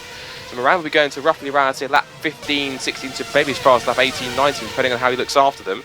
So, of course, he's got to get past Kostanov. But as we said before, as Weiss dives up the inside of Lebert... How late was that? That was incredible, how far he came back from there. And I know there's obviously a difference of tyres now, but Weiss came from so far back there, but full trust in Samuel Lebert. But what you just said on Morgan Moran, again, this is one of Moran's downfalls. We know how quick he is. He's a superb driver. But he's more of a Senna than a Prost. He's just not thinking enough. He needs to think long term. He does not need to make such high risk manoeuvres, and he would have been in front of Weiss already. Burlak in, so Burlak's into the pits. Lebert carries on, so effectively one of Weiss back into the race lead once again. And looking back here as well, also Burlak is going to exit out. What's also key is that Simičić stopped before Keithy, and Simičić has managed to gain the undercut once again to retain his position ahead of the GT Omega, but Keith looking very racy once again. When you look to the inside turn 4, yes he will. These two could go at it all day long, and Simičić forces Keithy onto the curb through turn 4. Decent exit through turn 5, Keithy tries to pull alongside, but Simičić has the line covered. They've got Marcel van der Linden, that's actually for race position in turn 6, and Keithy again late braking. Simičić on the curb, but takes the outside run through to 9, but that's Keithy again. He's done it again, yeah, second time. And behind, Calame's is getting stuck behind Nagy, that's for track position. And Burlak come out right behind him as well. That's not worked out for Burlak, but if he can get past Calame's, that worked for him beautifully. 2 battles going on here, Simičić on Keithy and Calame's on Nagy to the inside. And let's see, so Keithy got it done, swarming around the background. Keithy and Simičić go side to side, Calame's has got the move done. Keithy going again round the outside, he loves these outside moves, as Keithy. Simičić braving it once again and back in front once more for 7th position. And of course, cars such as van der Linden and Kostanov, who's a little too deep, but again, Moran he's too opportunistic. He just needs to learn from this. He should have learned from the move on Verbier, but again, just trying to get his nose up the inside and almost had the same mistake again. So just calm it, Morgan. Just play the long game, as you said. Come on, you can do this. Well, this is where he can push on now. Oh yeah, there we go, straight up the inside of Kostanov. He needs to probably push on now, because obviously he's gone backwards in the field, so he needs to actually negotiate. The one driver already of Kostanov, the next driver is his teammate, that'll be alright. He'll be able to negotiate him okay, but this is actually the point where Moran does need to push. He has to push on now, because he's compromised his race. Unnecessarily compromised his race. And now he's going to come up behind his teammate, and then it's Samuel Lebert, who I don't believe has stopped. Simičić against Keithy still on, and Calame's has joined the club. And also Burlak too, a 4-car crash. Burlak, yes. And of course Nagy's and Close Box 72 just watching all this and thinking, yeah, just you got boys fight along. I know I haven't stopped yet, but you realise if you make any mistakes, I'm going to come straight through and take 7th. And Keithy once again, and Calame's gets in the act as well. late braking on Keithy. Fantastic opportunistic move from Calamaze, getting his elbows out, and even though he's a sister teammate, showing Keithy no reasoning whatsoever. That's I'm not too sure what Jack did there. I don't know if he was caught up by Simoncic braking or if Calamaze was just very, very opportunistic, but it looked a little bit kind, a little bit easy. But Keithy, that could have been allowed to go by, but Ivar certainly made it stick, that's for sure, and he's on Simoncic. It's Burlak the man at the moment. He's gunning it. Peter Burlak's got some great race pace. We saw this yesterday in World Series, and again he's fighting with Simoncic, Calamaze, Keithy, and himself. Zoltanagi's now falling back a bit. Side by side, here we go, Calamaze and Simoncic. Calamaze is deep into the corner, as is Simoncic. Around the outside, oh, what a move! I think it was a little bit of oversteer though from Simoncic, which allowed the traction advantage for Calamaze. And up into 7th place goes Ivar Calamaze, and now Jack Keithy's got all the work to do again on Simoncic. Ernie Simoncic is trying his best. As the race leader is Barnacle from Samuel Lebert. He's the man in 2nd at the moment, from Morgan Moran in 3rd. There we go, changed position already. Those two have switched. Moran and Pushka have switched. And it's Kostanov from Van der Linden who has progressed forwards. And it's Calamaze, Simoncic, and now Jack Keithy. He has got by finally. So again, the GT Omega has finally got by. Well, yeah, I say finally, but he's made it stick. Oh, look, Burlak as well. Good opportunistic move there from Burlak. Burlak goes up position. Simoncic must be ruined. He's thinking, what did I do to deserve that? I lost 2 places in 2 corners. This is not fair, but you know, it's all's fair in love and war in an FSR race, and. Simoncic again, he brakes all on the entry curve on the outside for turn 8. That's probably going to compromise his run through the corner. So 3 turns 10 once again. They're all stacked up once more. So this time Burlak will try and get a nice run. And the twisted cars are fast in the straight line, as are the Netrex cars. So this will be quite crucial for Burlak. He's got a really opportunistic run down towards turn 12, and here he comes. To the outside once again. He loves making this move, but so does Keithy. He'll defend the inside run again. And Burlak, can he make it stick? This is like Hamilton and Maldonado last year. Once again. And Burlak, can he go around the outside once more? No, he has to try to get the switch back on the exit. Keithy covers and always causes an incident. And Simoncic is coming back at them once again. The trio are all together now, and Burlak again at straight line speed. Simoncic grabs the toe from one of them, then the other tries to go 3 wide down towards turn 17, around the outside. Oh, this is fantastic racing at Valencia. Who said it produces bad racing? Well, we did, but there we go. Oh, and contact between the 2 cars as well. Burlak is looking absolutely feisty today. Look at this, it's absolutely amazing stuff from him. And look at Nagi's coming back at them now though. We said this, the harder these guys fight each other, the easier it is for the cars around to take advantage. And Nagy, as Simoncic heads into the pits for the 2nd time, Nagi's feeling pretty racy here. A huge twitch of oversteer though. But Burlak is looking absolutely fantastic at the moment. And like I said, he's a dark horse for a podium in my eyes. But of course, never counts out with likes of Keithy and Simoncic. Oh, and Burlak's, I think, was that lag? Must have been lag because it looked like Burlak clipped the barrier there, but it was slightly, but he went very, very deep in turn 2 also. So fantastic stuff at the moment, and already, if you can accelerate back to the front, 2nd place Samuel Lebert. Moran is just about creeping up onto the back of him. He's pulled a slight gap to Pushka, who's now fallen into the clutches of Kostanov in P5. And Van der Linden's done very well to move up into P6. He's obviously on the hard tyres also. Wouldn't surprise me, for that matter, if he started in the back of the field. Good run for him so far. He's got Calamaze bearing down on him rather quickly. Oh, sorry, Kostanov's just gone around the outside of Moran. What a move that was, Kostanov. No, that's Pushka. Oh, yes, it is. Sorry, Pushka. Yeah, Pushka. He's gone around the outside of Pushka. So I've got a bit of lag now as well. It came up with Moran then. Well, they've both got similar helmets, so it's easy a mistake to make, of course, unless you've got the tabs on to switch. But Pushka's not to finish on this one. He's coming back at him. Oh, and Kostanov goes deep. Contact between the 2 cars. Pushka tried to turn and didn't realise Kostanov was still coming on the brakes, and more contact between the 2 of them.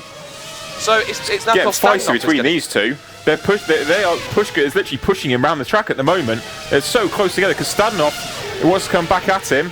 They need to give these guys need to give themselves some racing room. They really, really do. A lot of these guys on track at the moment, they're trying to be very, very well capitalise on advantages, but. I've got to say, Scott, there's not a lot of respect being shown up there today. There's not, and I think it's another Netrex driver who's kind of putting his elbows up. First, DeWitt with all his antics, then it's De Jong, and now it's Kostanov. So, as I said earlier on at the beginning of the broadcast, there must be something in the water at Netrex because they seem to get a bit more fighty at the moment. Now, meanwhile, whilst that was going on, I noticed Calamaze moved up the inside of Van der Linden for a rather straightforward pass for P6. So Van der Linden is starting to fall a little bit behind now. Those hard tyres starting to wear through. Looking back behind that Calamate, Keithy's still got Burlak on the tail of him again. And Burlak might make a move down here towards turn 8. Is he going to move again to the outside? He's going deep. He's going to try and get around the outside. Oh, Peter Burlak, if you can make that stick, you'll be a hero. Look at that. Keithy sticks the inside out and gets his elbows out once again. And side to side pick. Burlak trying to get the switch back once more. And a slightly better exit, but he's got himself right tucked under. Almost side by side with Keithy out through turn 11. And again, it's the run down to turn 12. We've seen it so many times already in this race. Side to side again, once more down towards turn 12. And Burlak could get it done before the corner, but again, Keithy's very feisty again, not going to give it up. And this time, Burlak does make it stick. But here comes Keithy again on the outside. Burlak covers the line, gives him just about enough room. Job done. Good move, Peter Burlak. Again, everything opportunistic driver, and he's done it once more. But Keithy's not finished. Seen it so many times. If you're going to move down that complex, you need to get repassed down towards turn 17. It's happening again. And once more around the outside, but Burlak's wise on that one, even though Keithy tries to switch back. Burlak covers the line, and he's got 8 places for the moment, so Keithy's getting all sorts of headaches here, whilst Burlak is thinking, I'm in the prime seat here. Burlak played that well as well. He went deep into the corner. He didn't go too deep into the corner, sorry. He held the apex and then just simply let off the throttle and ran the car wider. He played that very, very cleverly, Peter Burlak, and it's moved up into currently 8th place. There's some stops that got to happen yet, obviously, but nevertheless, it's race leader Woodwiss from Samuel Lebert and Morgan Moran.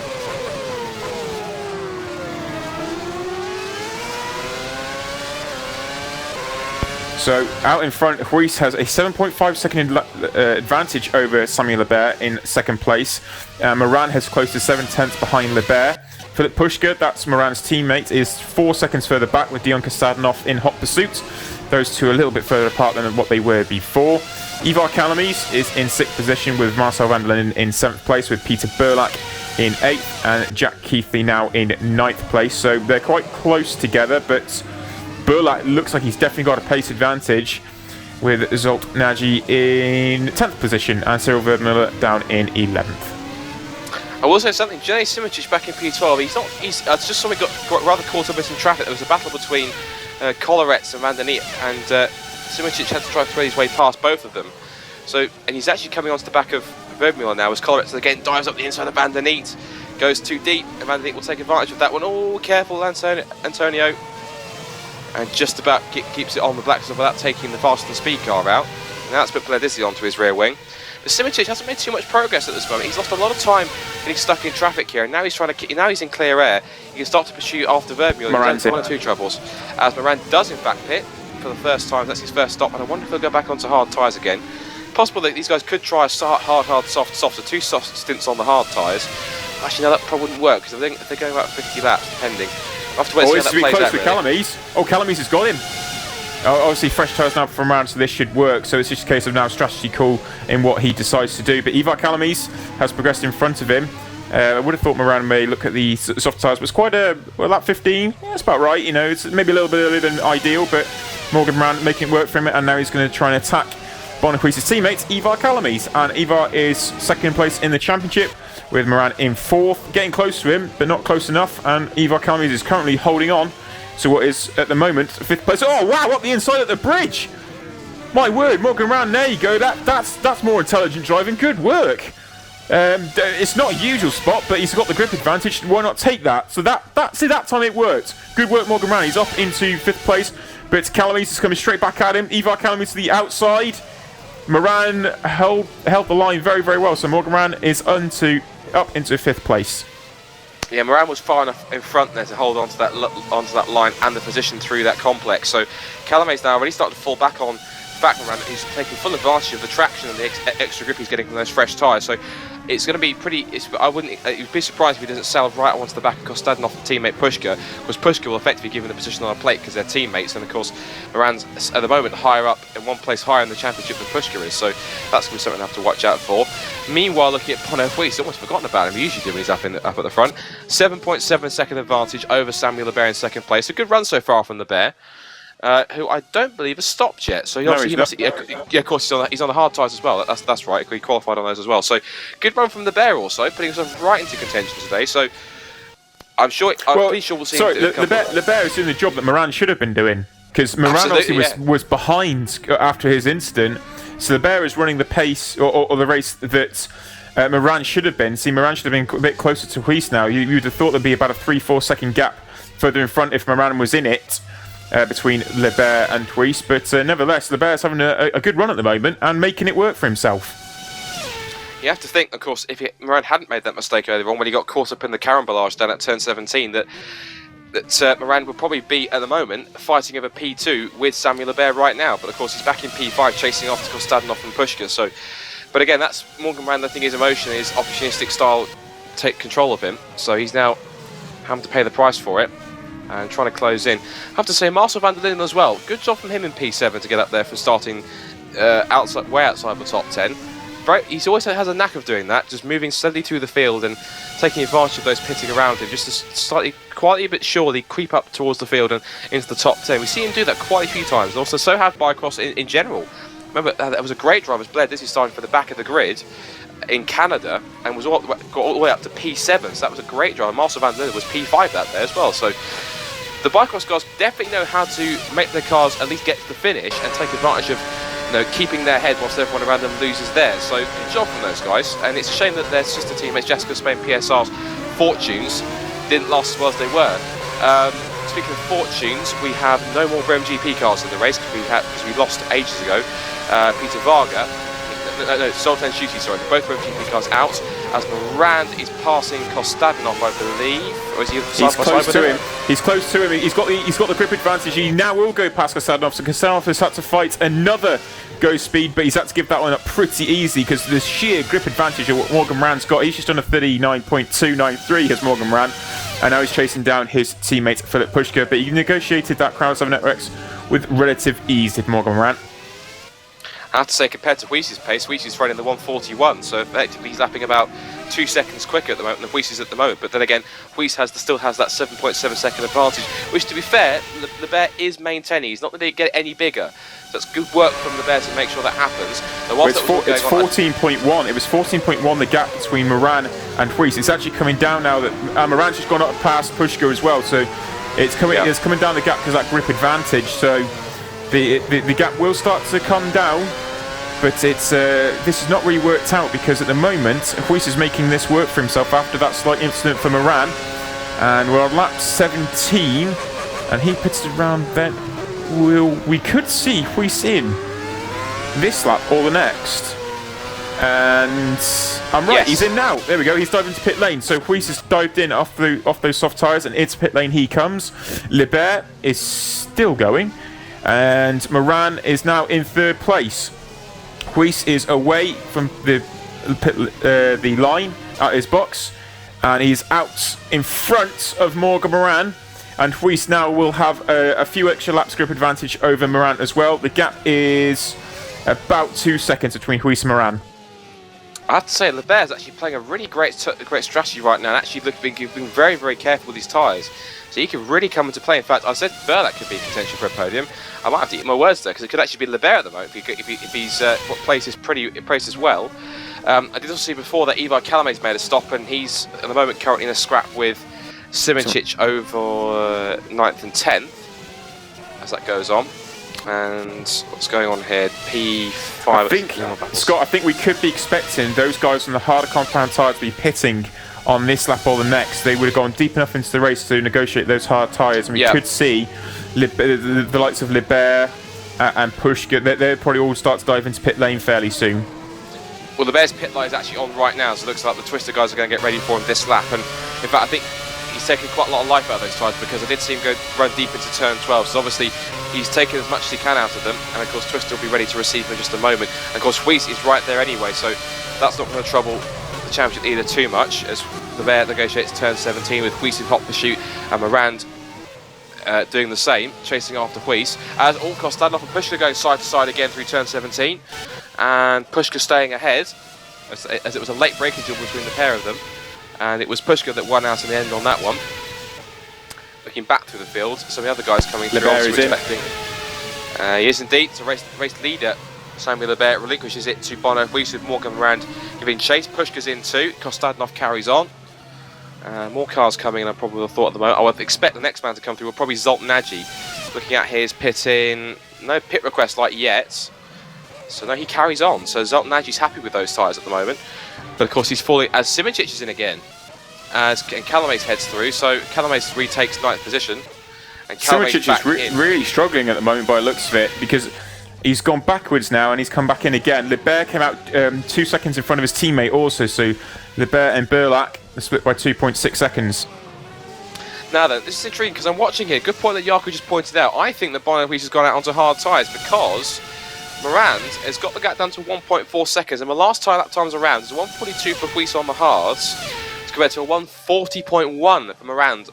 And obviously these guys must. Now, I'm wondering if maybe Morand, is he on soft tyres possibly? Because this could be intriguing to see these guys on the split strategy. Because Morand is much faster than Woodwiss, even though that he should just come out of the pits, and of course those tyres won't be up to full temperature. But Morand really is taking chunks out of Woodwiss's time at the moment. I'm quite intrigued if he's actually just made a switch to soft tyres. He has, but it's kind of stabilised at 1.2 for now. Let's see if there's any change at the moment. No, it's stabilised around 1.2 seconds, so we'll have to wait and see how this unfolds. But Woodwiss and Morand, the guys out in front. Morand just needs to do enough to sort the gap out between Woodwiss and himself after that slight spin. But we saw in qualifying how quick Morand was as well, so you have to believe that even though he's had that mistake, that Morand still can close in on Woodwiss, and it would appear he has the better race pace as it stands currently, but he's certainly not made it easy for himself. Well, to be fair, the question is, when does Morand make it easy for himself? Because as you said, he's always very opportunistic, and he always likes to do, he doesn't do things by half measures. It's kind of all or nothing for him, so we've seen it so many times. And unfortunately, his enthusiasm seems to get the better of him, and it usually gets him into trouble sometimes, which is a shame. But we'll have to wait and see how that plays out. Quickly, a couple more cars are in the pits. For some reason I thought Simoncic had pitted again a lap earlier, but he hasn't. That was just me coming up on screen. Keithy and Nagy are finally. So Keithy's pitted again for the second time, Nagy for the first time, and now it's back out in P12 behind Blair Disley. So both of the Bicross positive cars moving up very nicely indeed from near the back of the field. The gap is now stabilised at the front, meanwhile, to 1.1 seconds. But you can see visually how close Morand is and how he's closing in. So let's see how much more time he can gain in this twisty second sector. As we'll see, watch that one. The two twister cars are separated by about 4.3 seconds. So it's Lebert ahead of Burlak. Big battle between Calamace and Van der Linden, by the way. Van der Linden just trying to steam up the inside at the bridge, but he couldn't get the job done. Calamace cut back. So that's obviously a P7, as we said. And Van der Linden is trying to give chase. A good job on him. As Keithy moves forward with the 9th position. Simoncic doing well in the intent, but still struggling, as we've seen. And Disley and Nagy going at it for 11th and 12th. Adrian Rodriguez up to P13. It's a good run so far for him after his hampered pit for a front wing in the first lap. And Vergman's back in P14. He must have just pitted, because he's now back down outside the top 10 and now coming under pressure from Yannick Lapchan, who started from the pit lane. So those two guys are going into combat with Gergo Baldi in fact chasing after. So obviously his first lap lost a front wing as well. That was even before turn 2 in fact. So he's really starting to struggle, and of course you usually see him when he gets into the groove that it works. As Lapchan, watching him, he's trying to get up the inside of Vermeulen and just got his nose chopped off. Very lucky not to lose the front wing also. But some battles going down near the bottom of the field. But back at the front, Morand's got the gap down to less than a second. In fact, it's now almost just over 3/4 of a second. So Woodwiss definitely is on the harder tyre, and Morand's taking full advantage of that right now. Yeah, and again, he's using a lot of curb on the entry towards turn 8 there. He needs to go a little bit careful. Don't want to be trying to break the regulations too much there, because it's very, very wide over the curbing. Calamace is still under heavy pressure from Marcel van der Linden. That Bicross positive racing car having a good run at the moment. Different strategies. Van der Linden was out for quite a long time on hard tyres, and he's on the softs now, so challenging Ivar Calamace. Precision against Bicross positive sim racing. They must be particularly pleased with this, seeing themselves up against a Precision, but obviously the alternate strategies is probably just helping out slightly. As Van der Linden is getting close to Calamace. So the outside Van der Linden goes. Oh, what late braking that is. Is it too late braking? No, it's not. Great cutback as well. He's kept that on the circuit. Great work there from Marcel van der Linden. Goes on the outside of Ivar Calamace up into 7th place. Brilliant move. Positive Sim Racing definitely wants to try and keep him on the books for I'm sure for next season, depending if a bigger team doesn't snap him up. Unless Precision are looking at it and thinking, maybe that could be an option for next season. But because I think, you know, Precision aren't a team that take things lightly, of course. If they see a driver that they're impressed with, they will go in and try and make an offer for him. So Van der Linde, if he's pulled a move like that on Calamaze and got this far in the race in P7, maybe Precision might come a knocking for next season. That's very wild speculation. I've just gone up in my head, so don't really anything to that. If you want, we that what you will, I guess. But I must have shut up about that point and move on. As Moran's, there is a tyre disparity there as well. Yeah, that's true. Oh, Keithley's got the inside. Keithley's got the inside of Calamaze now as well. So Jack Keithley is in 8th place and Calamaze 9th. We just got to remember that, consider that tyre disparity, and it looks like Keithley he's the man at the moment. He's going to chase down Marcel van der Linden pretty quickly by the looks. As Morgan Ran is very, very close to Bono Huis. He's got very close to him through this midsection here.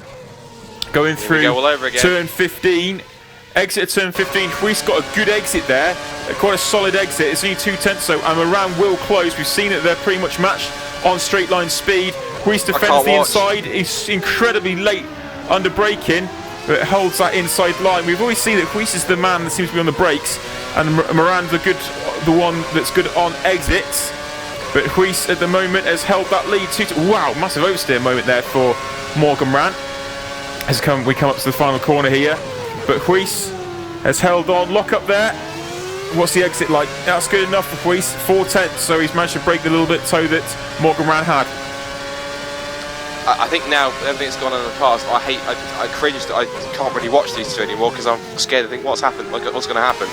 Because of what's happened throughout the season, at least, I hate to think it's going to cause more controversy, but we'll watch with bated breath anyway.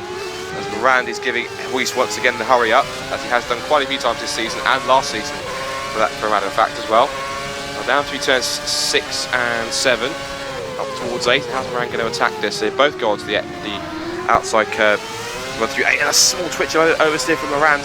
Shows just how keen it shows just how keen he is to try and get past. All the controversy in the past few races by Germany, really it's all just hopefully Moran will want to try and channel that into his driver to try and push forwards, and he really has started to come on strong and try to be a driver that can match race, even not outdrive him on some certain circuits. A huge lock up again from Huis, who locked up that inside front. So Huis, he's not one to really give in to pressure. Usually keeps a very calm, cool head. I've hardly ever seen Huis make a mistake. He usually drives a race. 99% of his races drives it inch perfect. I've never really seen him make a major mistake in a race. Push has just gone up the inside. Libert, by the way, for 4th place.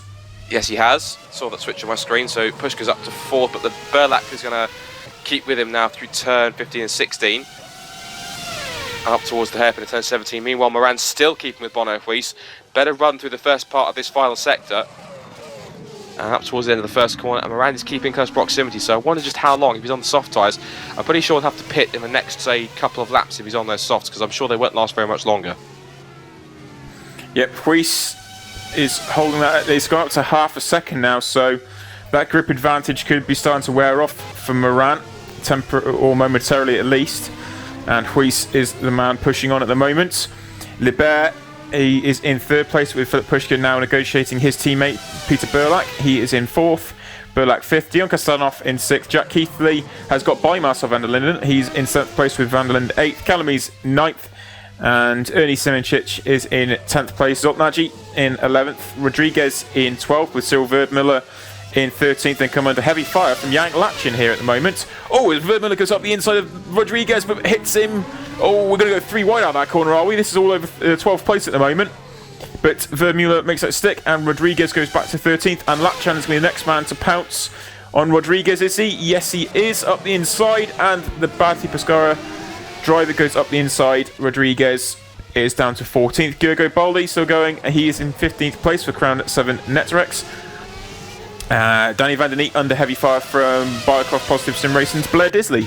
With Antonio Colarec, he is in the Bati Pescara car also. He's in 18th place, and the retirements are Zoltan Suti, Peter Varga, Mark Albert, Moises Rondon, and they're the 4 retirements in fact. I have to say, compared to the real life F1 we have over Valencia, this place is positioning a lot more overtaking in FSR, I have to say that, because usually, as we said, Valencia gets criticised as a circuit that doesn't really provide much interesting racing, but that must only ring true in real F1, because Moran's you see in FSR. Fantastic. Moran's pitted. He's coming for his second stop, so he's got rid of those softer compound tyres that he was on, and away he goes again. So Morgan Moran was how long was that? That was 24. That was about 9 laps worth, I think it was, on those tyres they just had. And away he goes now. 14. Yeah, it's about 9 laps roughly.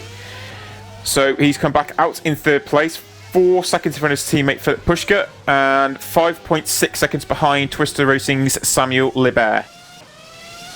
It's going to be pretty key then to see just how Moran can make these compound tyres work. And of course, we'll get an indication of what compound he's gone on to when we start getting the first couple of lap times. And if they're roughly around the 1 minute 40s or so, then that must be the soft compound tyres. If it starts dipping into 139s, for sure that's the softs. If it's more the kind of 140s, 141s, it'll be the hard compound tyres as the fuel starts to burn off as we're heading towards the halfway point in the race.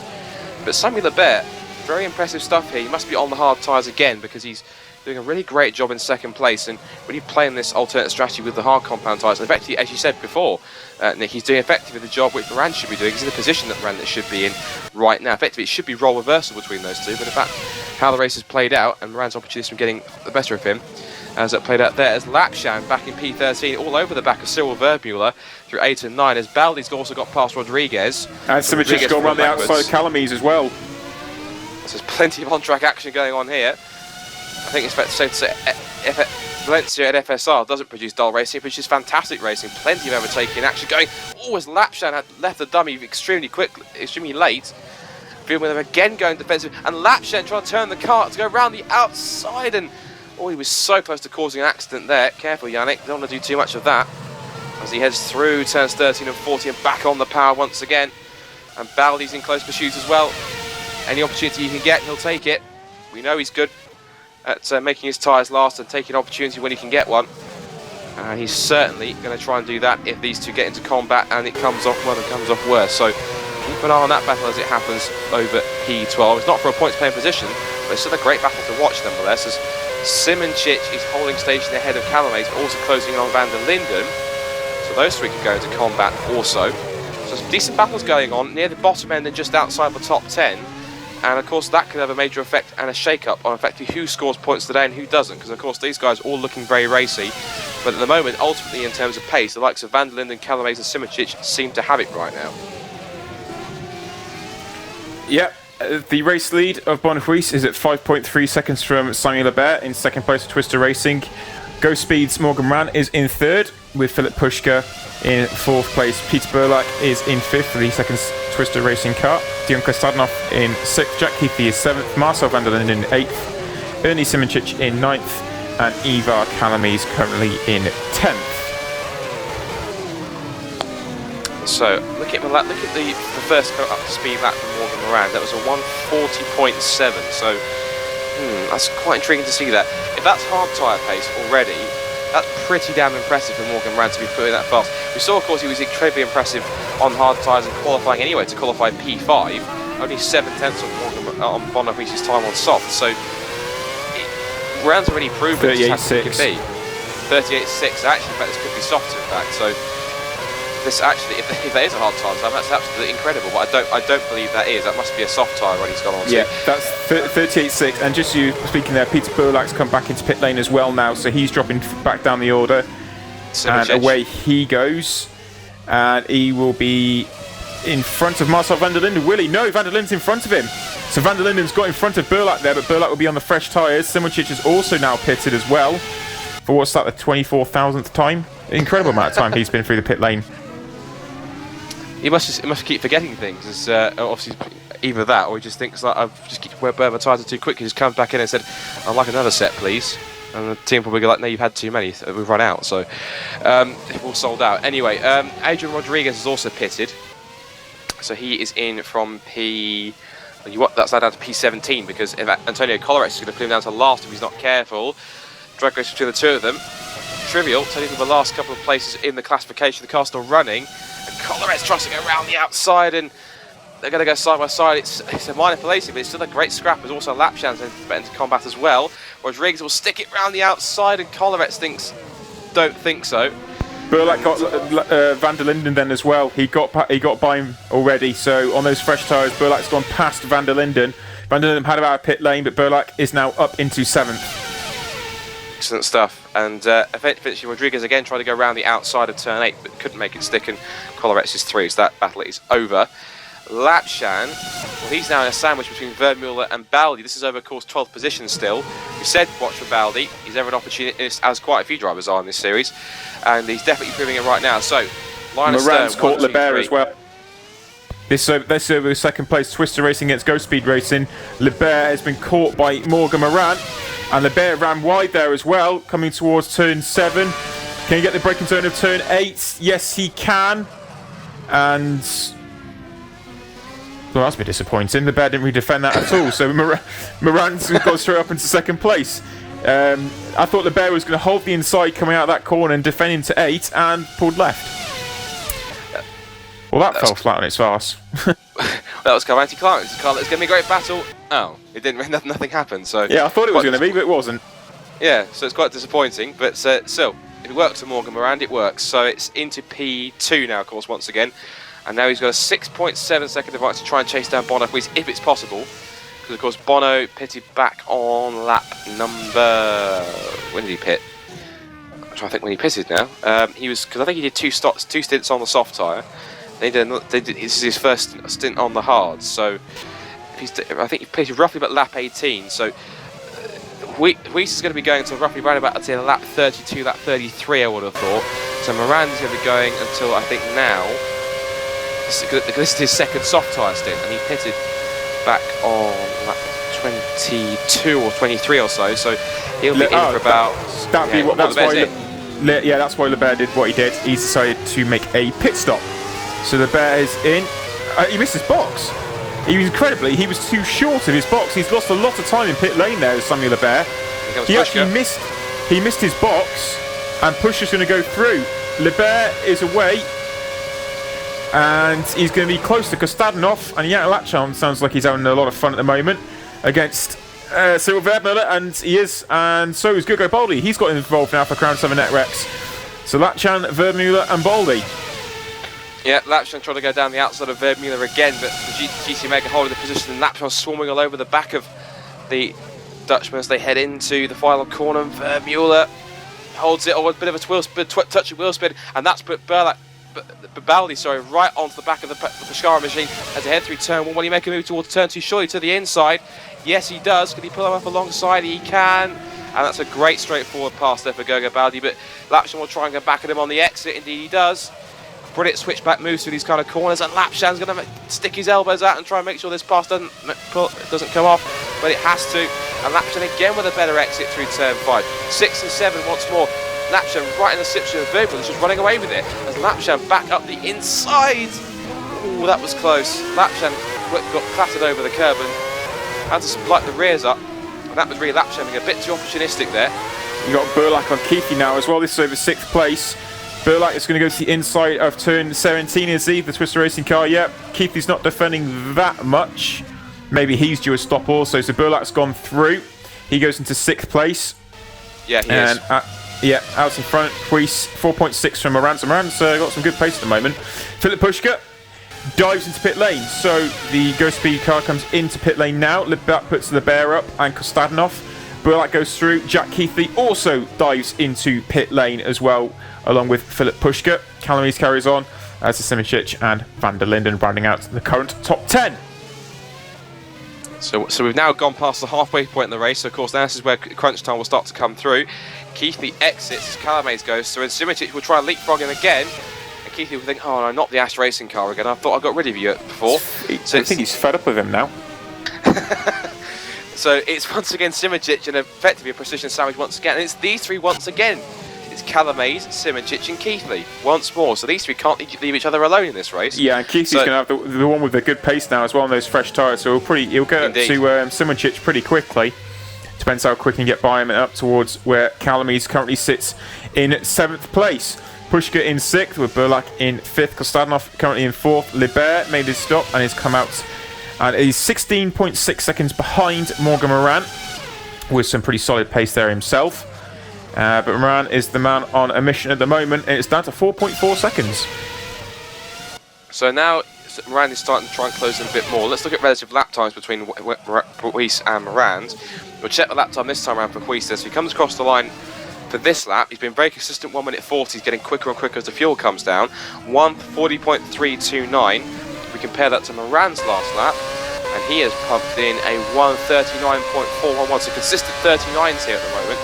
Moran, this is really good pace so far. So of course, Wiss's tyres are starting to help him run consistent times in the 1 minute 40s, of course, and the immediate grip of the soft tyres are helping Moran lap at least a second faster. And it's really starting to prove as the gap's already down to exactly pretty much 4 seconds. And of course, through the twisty sections, of course, that's going to come down even more with the help of those soft compound tyres. And the gap is down by a further 10 to 3.9. As we've now got back to the field, Blair Disley is up against Danny van der Neet for P14. Minor position again, but still a great battle to watch. And Lapsham must have pissed as well, because he's back down P15 and chasing after these two as well. So it's faster speed versus Biocross positive. These two teams are relatively down the bottom end of the Constructors' Championship, but still, it's great to see them duel. Any battle you can get is a good one. So Van der Neet holding on for the moment. But can Disley try and make a move here? Runs deep out, he goes straight into pit lane anyway, so that was a rather short-lived battle. And now, Disley not only he switches from attack mode to defence, because now, from attacking Van der Neet, he's now going to try and fend off potentially both of the Pescara machines, because Lapsham's on his tail, and Collerette's isn't too far behind either. No, he's not too far away at all. And the gap at the front is down to 4 seconds between Moran and Woodwiss.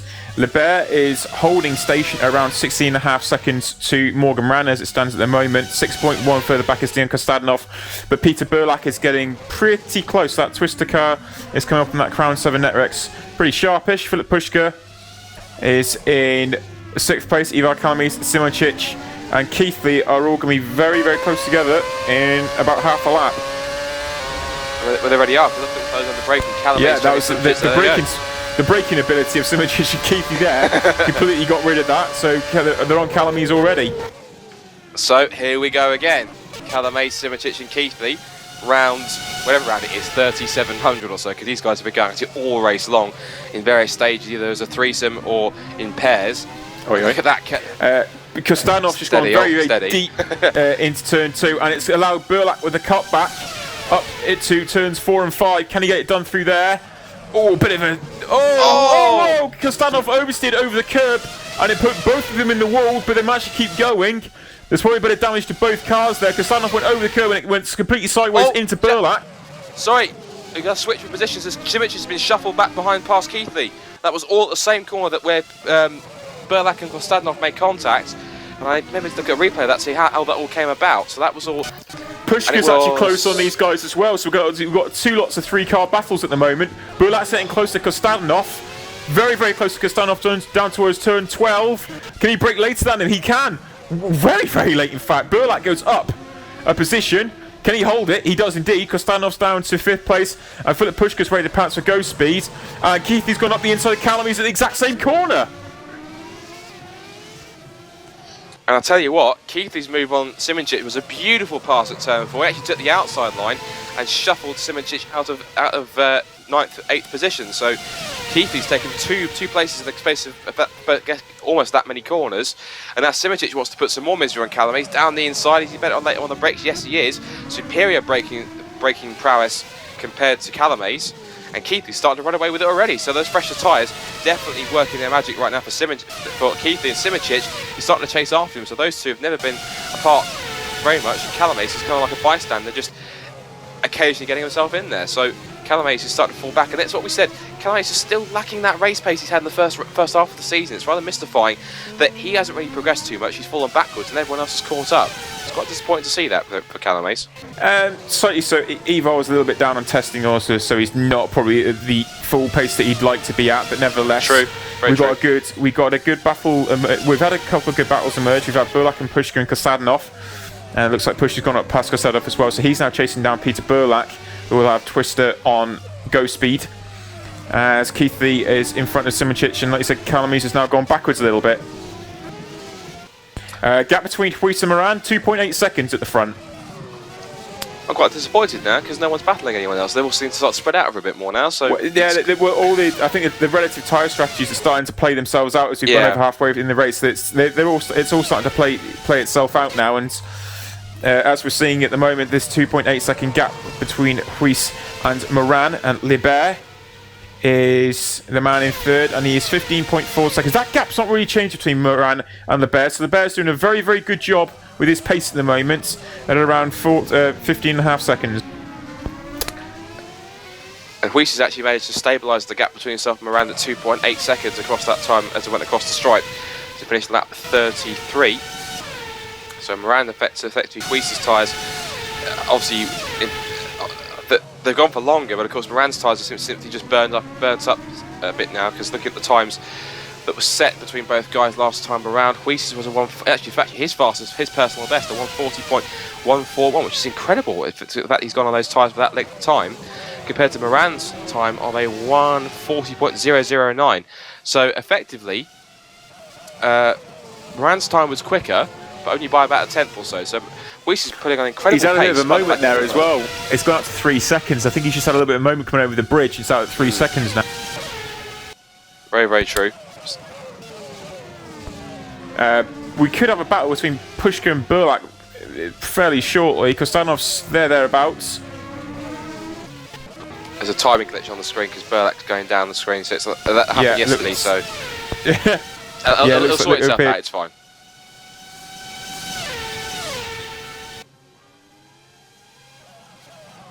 There you go, I think it's sorting itself out now, but Pushka... it says Burlak's in front, but I think he needs to cross the timing beam and that should sort itself out. Yeah. But Kostanov, he's still quite close to these guys, but I think that Burlak and Pushka have the current advantage. Hopefully Burlak will cross over the second sector beam now and it sorts itself out. It does indeed, there we go. He's gone back into 4th place, and Pushka remains in 5th. So everything's back to normal now, just keep calm, everything's all good now. So Burlak is now having a very feisty Philip Pushka to deal with right now. Let's see exactly how Burlak's defence stacks up to his attack. He's been very attacking all race. Let's see how he stacks up when he has to defend from a rival through the final corner, and a fantastic turn of pace at the moment from Pushka, right on the back of Twisted Machine right now as they head on the pit straight to start that 35 through the flat out turn 1 and up towards the tricky break instead of turn 2. Pushka closes once again, and if he keeps closer through this complex here of 4 and 5, he might get a run down towards turn 8 if he can get a super little exit through this corner here.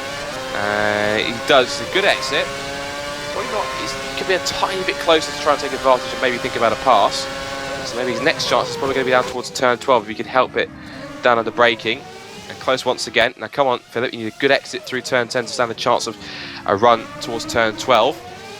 It's a very good exit, in fact. So he'll watch for that one.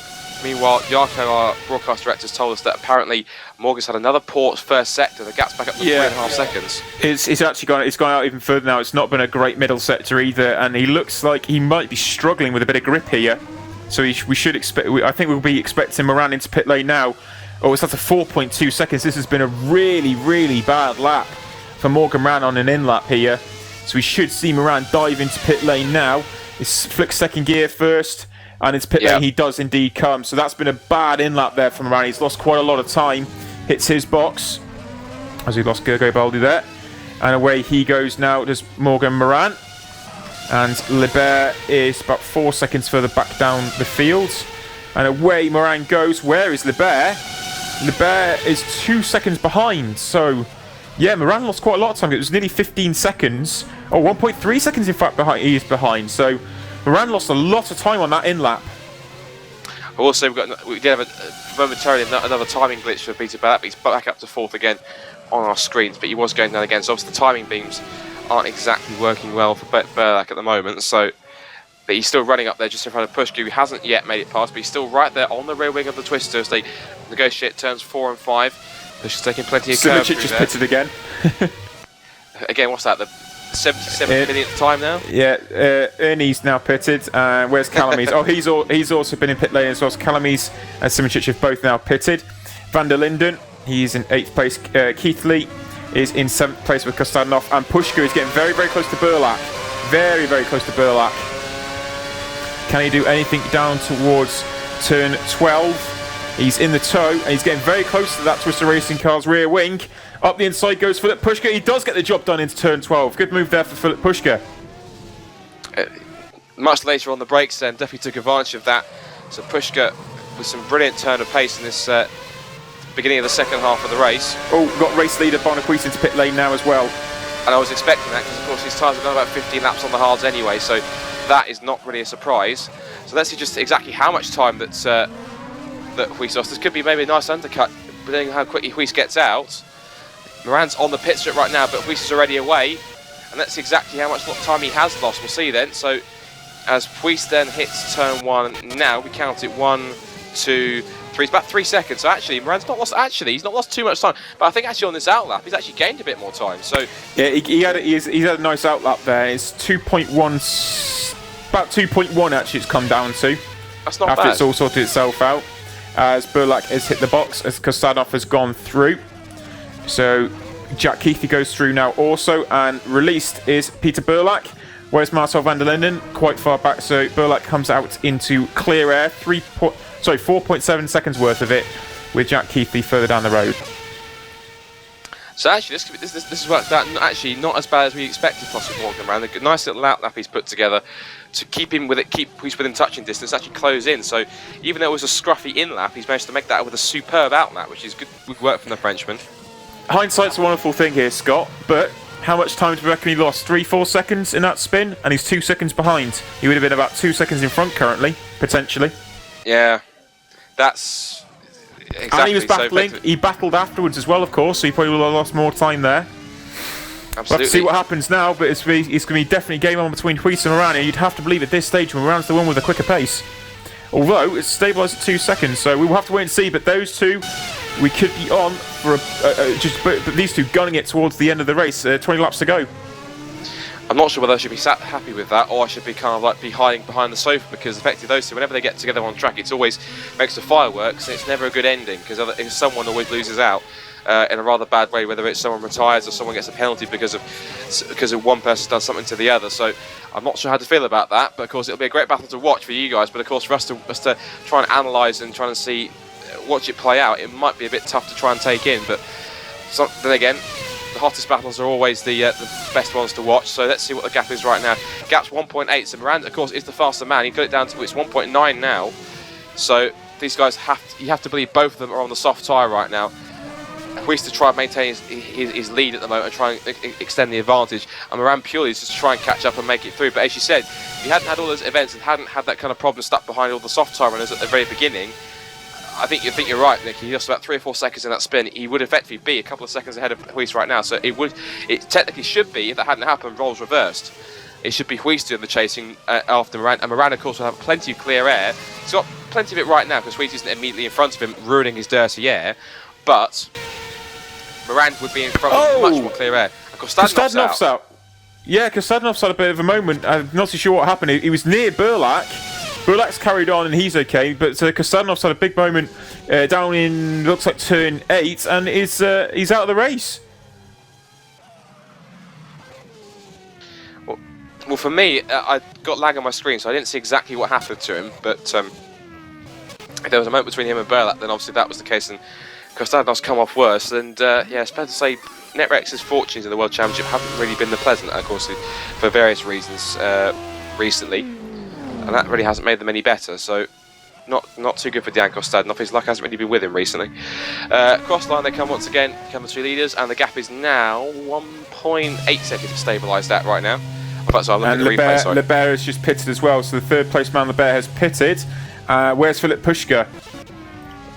Lebert is out of pit lane now, and he is 1.4 seconds of Pushka. So this has been a very quiet, solid, determined drive from Samuel Lebert at the moment. Marcel van der Linden has just relinquished 5th position, dizzying heights of 5th for him. And Jack Keithley was in very close proximity anyway, so he's both let Calames and Keithley through. Kostanov apparently, thank you to our cameraman Jaakko Mikkonen, just stopped I saw that. In turn 8. I thought it was something with Burlak, because Burlak was quite close to him, but apparently he's just stopped on the entry of turn 8 and retired from the race. So I can't imagine he's had enough. Either that it must have been, or either that was, I don't know. Would lag cause that to stop car to stop? I don't know. That's a quite mysterious one. That when he can't have run out of fuel, he can't have done the Witten. If he had, he'd been much faster than he was. So it can't have been fuel. Either because he either purely just got fed up and had enough, which I'm not sure really why he wanted to do that, because he was running in the points anyway, so he could have got himself a couple more points for his troubles. So it might just be it could be a technical fault as well. It could have been anything, related hardware-wise, wheel-wise. It could have been something related to that. But it's just strange that he stopped on the entry turn 8. So unfortunately, we've lost Dion Kostadinov, and a few technical issues blighting him.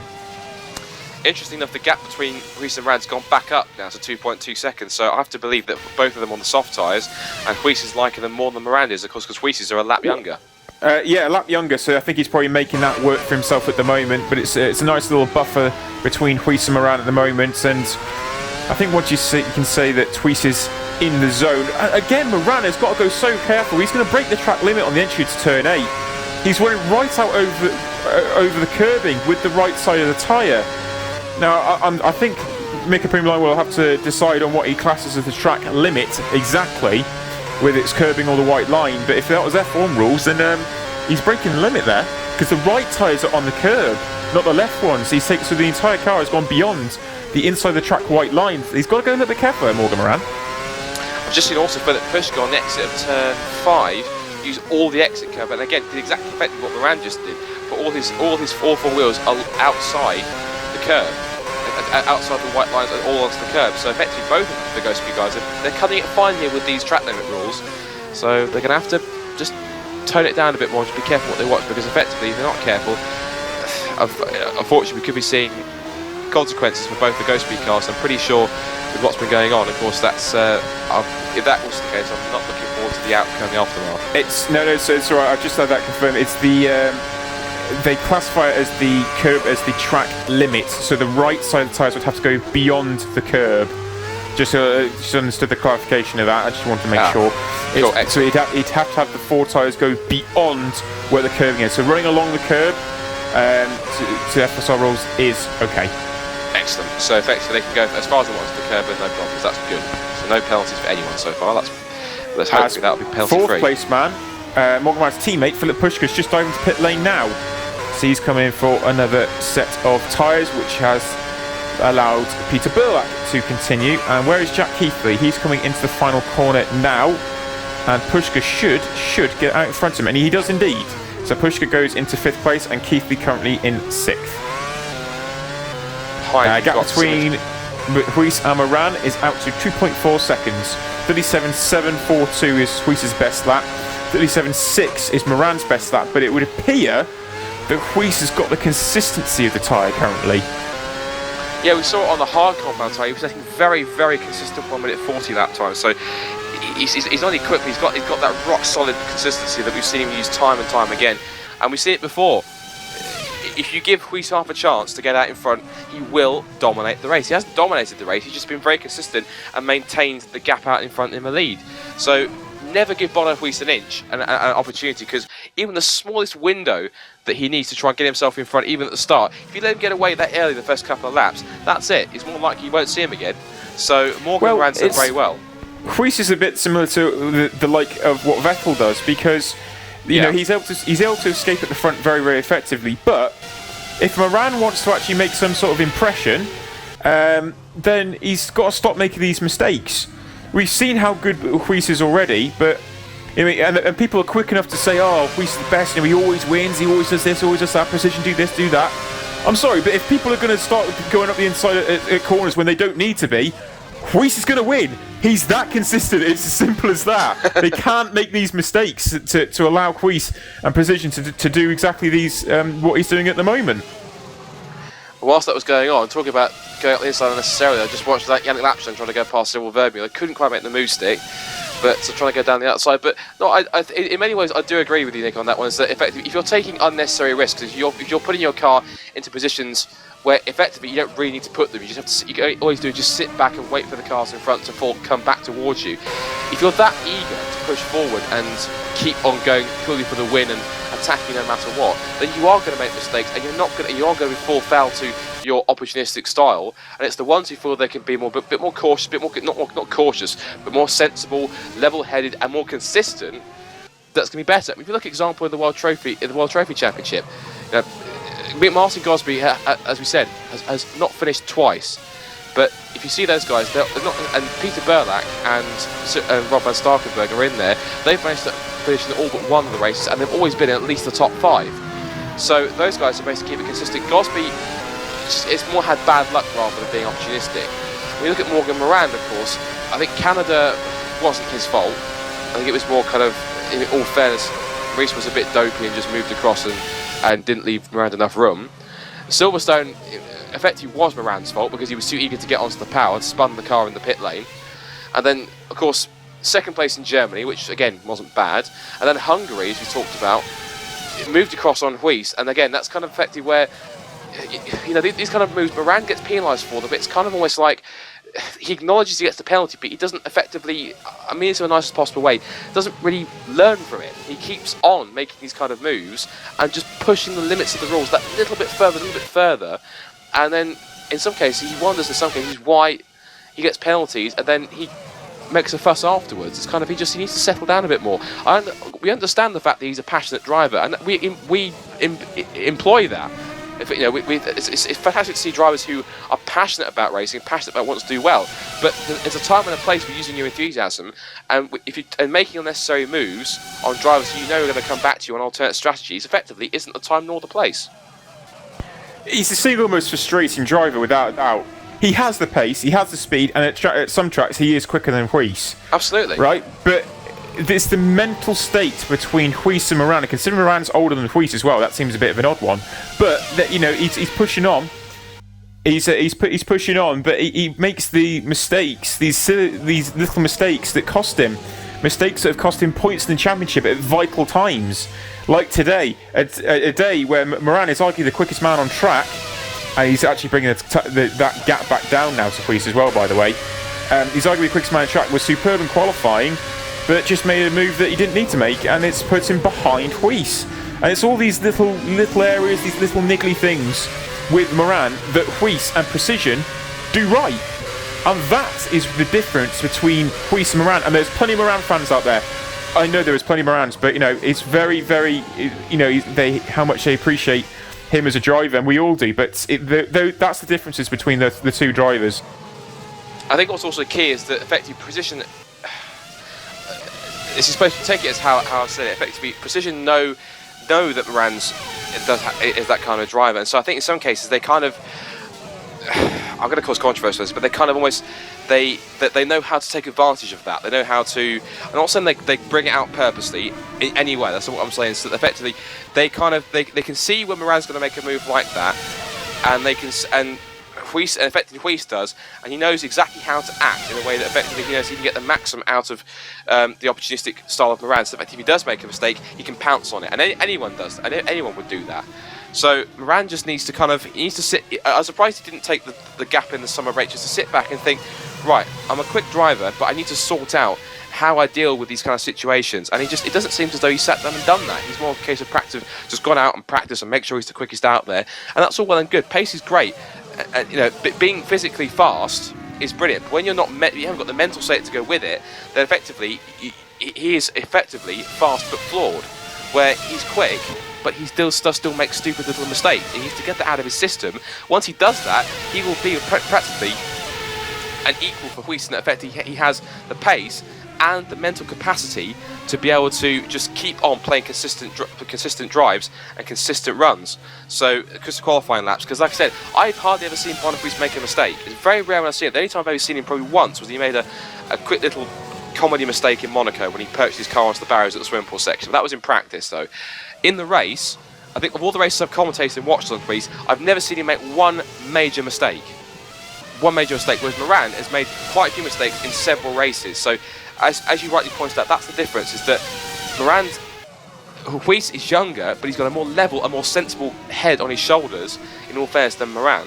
And that's what's the difference between Moran only scoring race victories and Huis being a 3-time FSR world champion.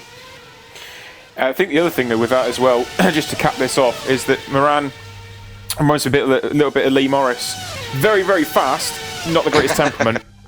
Not the greatest temperament, and I think that's the downfall and difference between these drivers. But nevertheless, it's now a 3-second gap between Huis and Moran, and they've got two back markers between them now. Danny Van Den Niet and Antonio Kolarec, they're the two guys in between. It's after 3.2 seconds, so At this point in time, Prix is making his tyres work, and Moran is once again starting to struggle with grip. And also he's getting into the dirty air of Antonio Kolarec as well, which is not really helping the cause. And a huge amount of wheel spin out the final corner as well. So he is, looks like he is struggling. That's a 38.9 for Prix. 38.9 for Prix, plays a 39.6. Wow. Yeah, that's quite a big difference between Prix and Moran there. And Moran is still yet to negotiate Kolarec and Van der Neet, who by the looks of it are actually battling at the moment as well. Van der Neet and Kolarec, yes they are, they're battling on track, so he has to go careful. Prix helps negotiate them fairly sharpish. And game on, 3.3 seconds. We'll wait a basic breath on how that plays out. Twister Racing should be rubbing their hands with 3rd and 4th. A solid haul of points for them in the Constructors' Championship. Lebert 3rd and Berlac, of course, 4th position. He'll definitely want to take away a 4th after his fantastic victory yesterday in the World Series. Philip Pushka's not too far away from him as well in 5th position. Jack Keithley is in 6th and kind of all on his own. He's not hardly anyone around him at the moment, but plenty of clean air to run his race. I think Verbule and Lapshan are once again going toe-to-toe, and Verbule has come out on top on that occasion. So that was a move obviously down towards turn 17. Again. Yeah, he's come back out in 9th, 3.7 seconds behind Marcel van der Linden. Now, why doesn't that surprise me, Chris, again? Anyway, looking forwards, Moran's apparently losing his tyres already, so the gap's back to 3.5 seconds. So yeah, it's going out and out. It's out to 4.1. It's going out and out. He's really struggling in this final sector. It's the same as what happened the last time around. He really struggled on that one final lap on the tyres. We're on lap 46 currently, and he should dive into pit lane once again. Although Van der Neet's, okay, he got up at the moment, going to the final corner. So Prix is pitted. They've both pitted at the same time. But Prix has stretched that advantage out. Prix was able to stretch the advantage. Hold on a second. Did something happen to Prix? Because Ran looks a lot closer than he was before. No. It's still at 4 seconds. Oh no, it has come down a little bit actually. You are right, it's come down. Let me look on the replay, because I'm sure either we missed his pit box or something. I'm not sure we did. It's back. No, there we go. It's back. There we go. It's stabilised now. It's 3.5 seconds, so it's basically identical. I must be seeing things then. I thought Prix had made a mistake and he's coming into his pit box, but obviously not. So, yeah, gap's pretty much exactly the same. So, the two Twister cars are pounding round and carrying on with their own races. We said. Well, the Twister car, the Ghost B car is very, very fast early on in the stint, and I suspect now we'll probably see another fastest lap appear from Morgan Moran. But the Precision car and Bernard Prix is making those tyres last much better. And that gap that was at once at 1.8 seconds went out to 3.5 seconds. It is now still at 3.5 seconds. I wouldn't be surprised for the first maybe 2-3 laps see Moran close on Prix, but then Prix would be like, okay, let's control these tyres and get them to the end. Lap 47. Absolutely. Just seen like Lapsham, Vermeulen and Nagy battling it together, and Nagy, is he gonna leapfrog Vermeulen? I think he will in the pit stops. Has he leapfrogged him? Is that a good stop? Let's see if he got in front. No, he hasn't. I thought he had, but Nagy was incredibly close. They both became practically together, almost power sliding through the pit entrance. And Vermeulen has now made it through. He's still in front of Nagy. They're both in front of Blair Disley. Looking ahead, where's the rest of the players? Looking back down the outside the top two, of course, and the two Twister cars. Berlac can still be closed in by Pushka. Pushka's right there, in fact. He's once again brought that gap down. As the bed does pit from P3, so he's now in a much better entrance to his pit box this time. Oh, just he basically rolled into the box in neutral. He just about made that, I think. so he's definitely not going to hang around. I think he was much more careful this time, thinking that let's not make any mistakes here, just neutral and in. So both Twister cars are working on. It's quite interesting that Berlac and Keithley, so they're all in there. So quite interesting that you're seeing this, that Berlac's at one end of the pit lane and Lebert's at the other. Berlac's right not too sure. Yeah, but Berlac's right at the end of the pit lane and Lebert's right at the beginning, so I'm not quite sure how that's worked out. But Berlac are back out in P5, of course that means that Pushka's through into P4, and Keithley's back out in 6th as Simoncic and Van der Linden. Out the inside goes Simoncic. Oh, huge slap of oversteer on the entry brake in there. The car wiggled under him as he hit the brakes, but he somehow made that stick and has passed Van der Linden. So Van der Linden's had a very good race at the moment for Bypass Positive Sim Racing, and Jack Keithley is in 6th, Simoncic in 7th, Van der Linden And then Ivar Calanes is in 9th, with Jan Lapchin currently in the pit lane, and away he goes. Where's Verdmuller? He's gone through, and that's 10th place for Cyril Verdmuller at the moment, but Lapchan will be on fresher tyres. And Zolt Nagy is getting involved here with Lapchan as well, over P11. Making a move up towards turn 4, because of course Lapchan's tyres will be stone cold. Nagy's are at a lap to get up to temperature here, so Nagy's having a great run so far.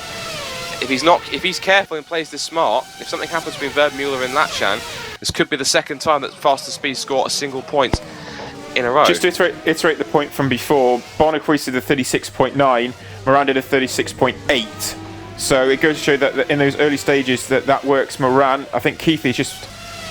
What's happened to someone? I just saw Keithy pop up in time. Oh, it was a lag. Alright, doesn't matter. No, and Berlek's performed down the timing screens again, so obviously it's another glitch for him. Oh, okay, it's Berlek, yeah.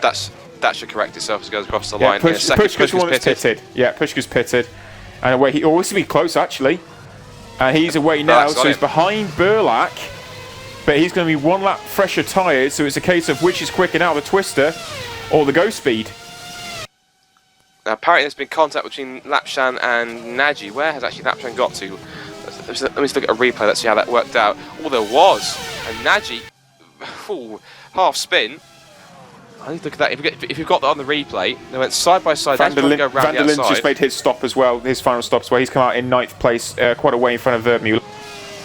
Excellent. And yeah, it looks like Nagy tried to hold on around the outside, and then he came off worse when Lapchan swept across the whole of the line. So that was Nagy that lost out on that one, maybe a little bit too keen to try and keep the place and try and keep in front. Disley's in as well for his pit stop, the second of the positive sim racing cars from P13. So as Bonaquist comes through to put another lap on him.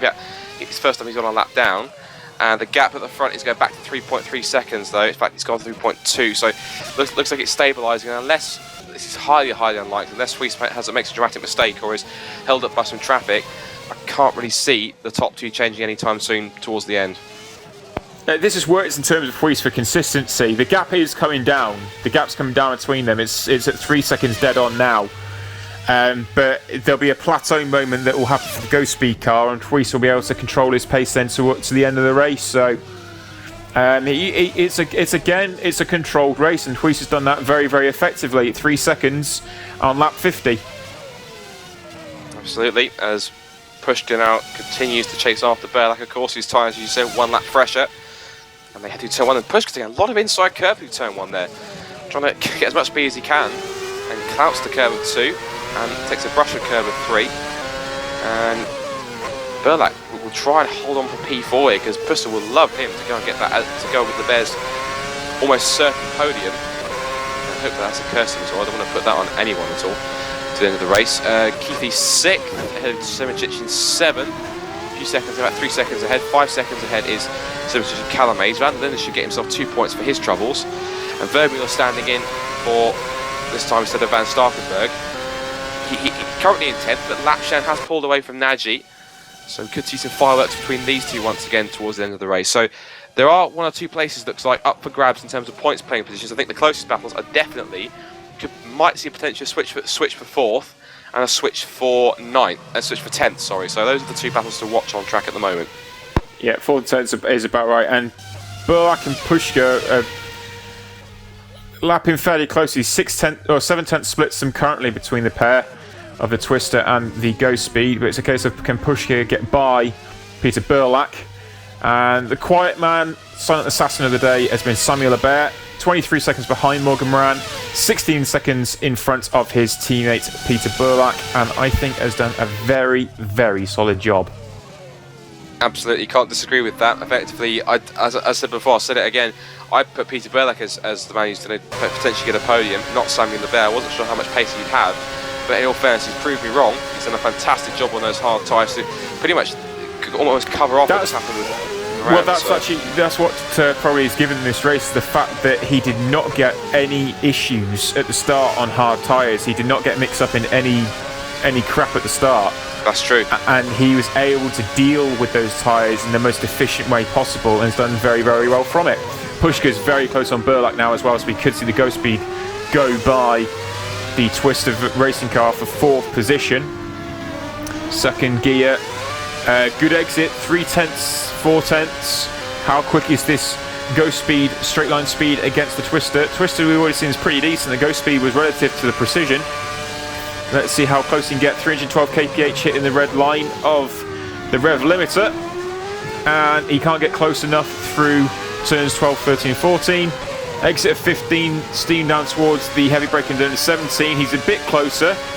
He's much closer, in fact. He's taken nearly a tenth and a half out of him going through that section, but I don't think he'll get close enough towards 17.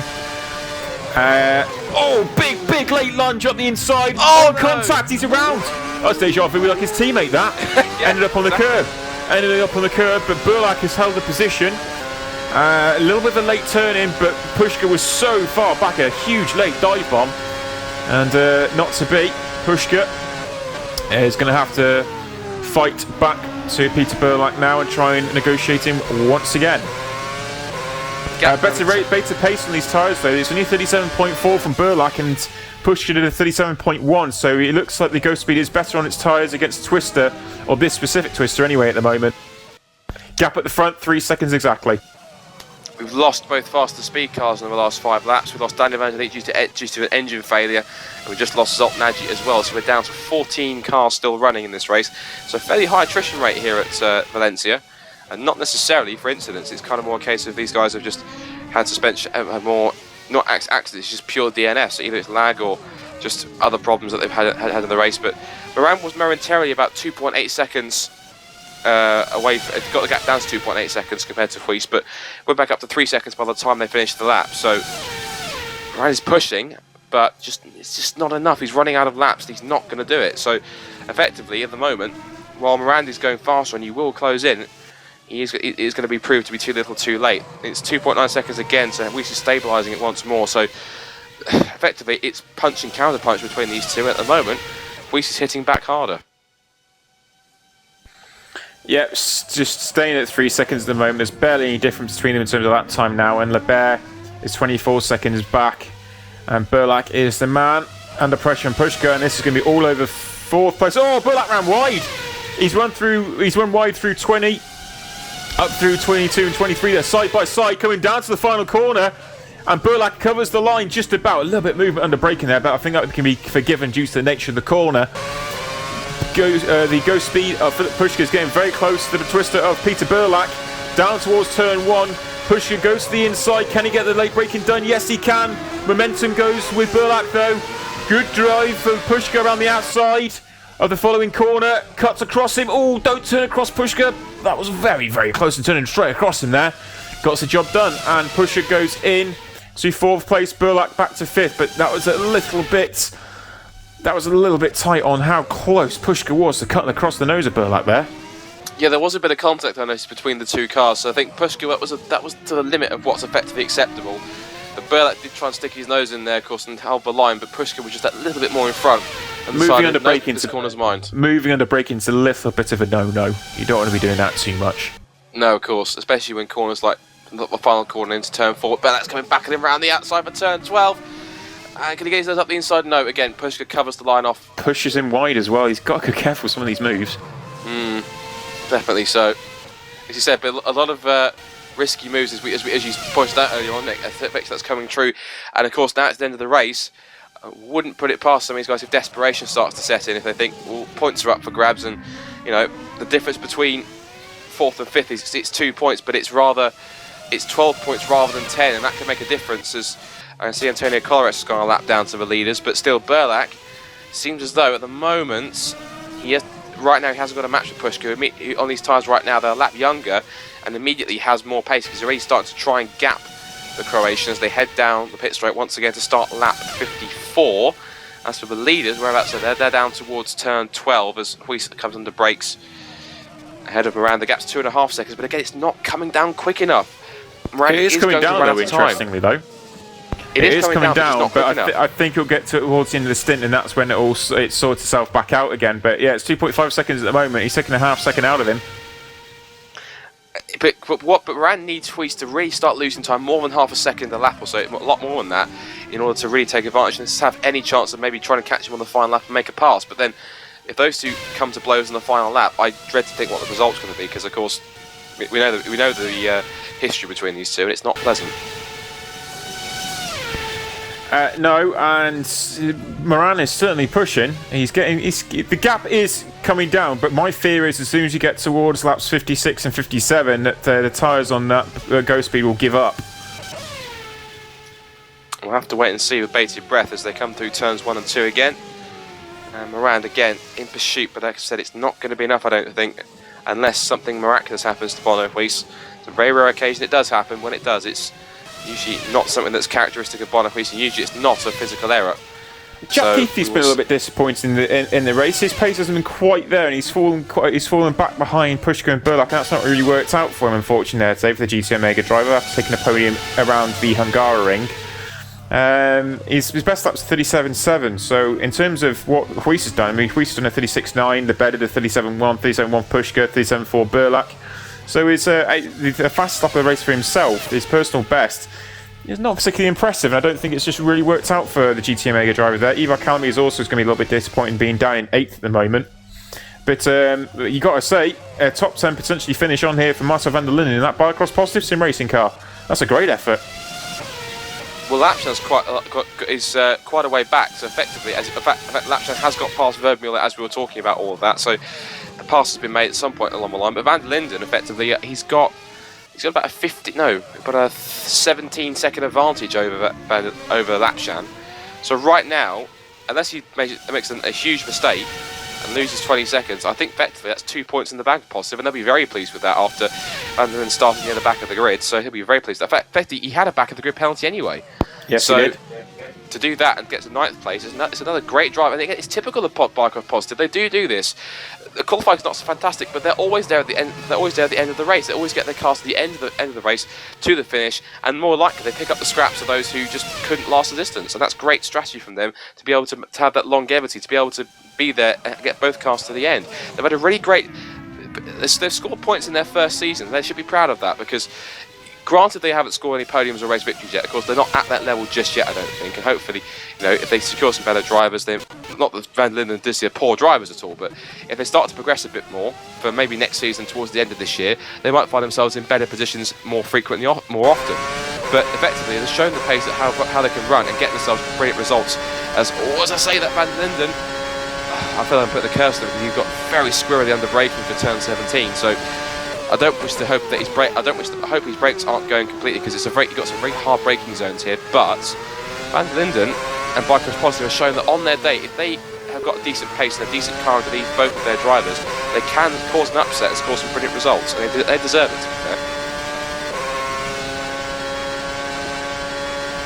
Yeah, and at the moment, the gap at the front is still 2.5 seconds between Woodwiss and Moran. And there's not really been much change in a couple of laps now. And we're getting very, very close to the end of the race as well. Coming down towards the final corner here for Woodwiss. Hits the brake. He'll turn through and he'll eventually come across the line to start what will be his final lap of the race.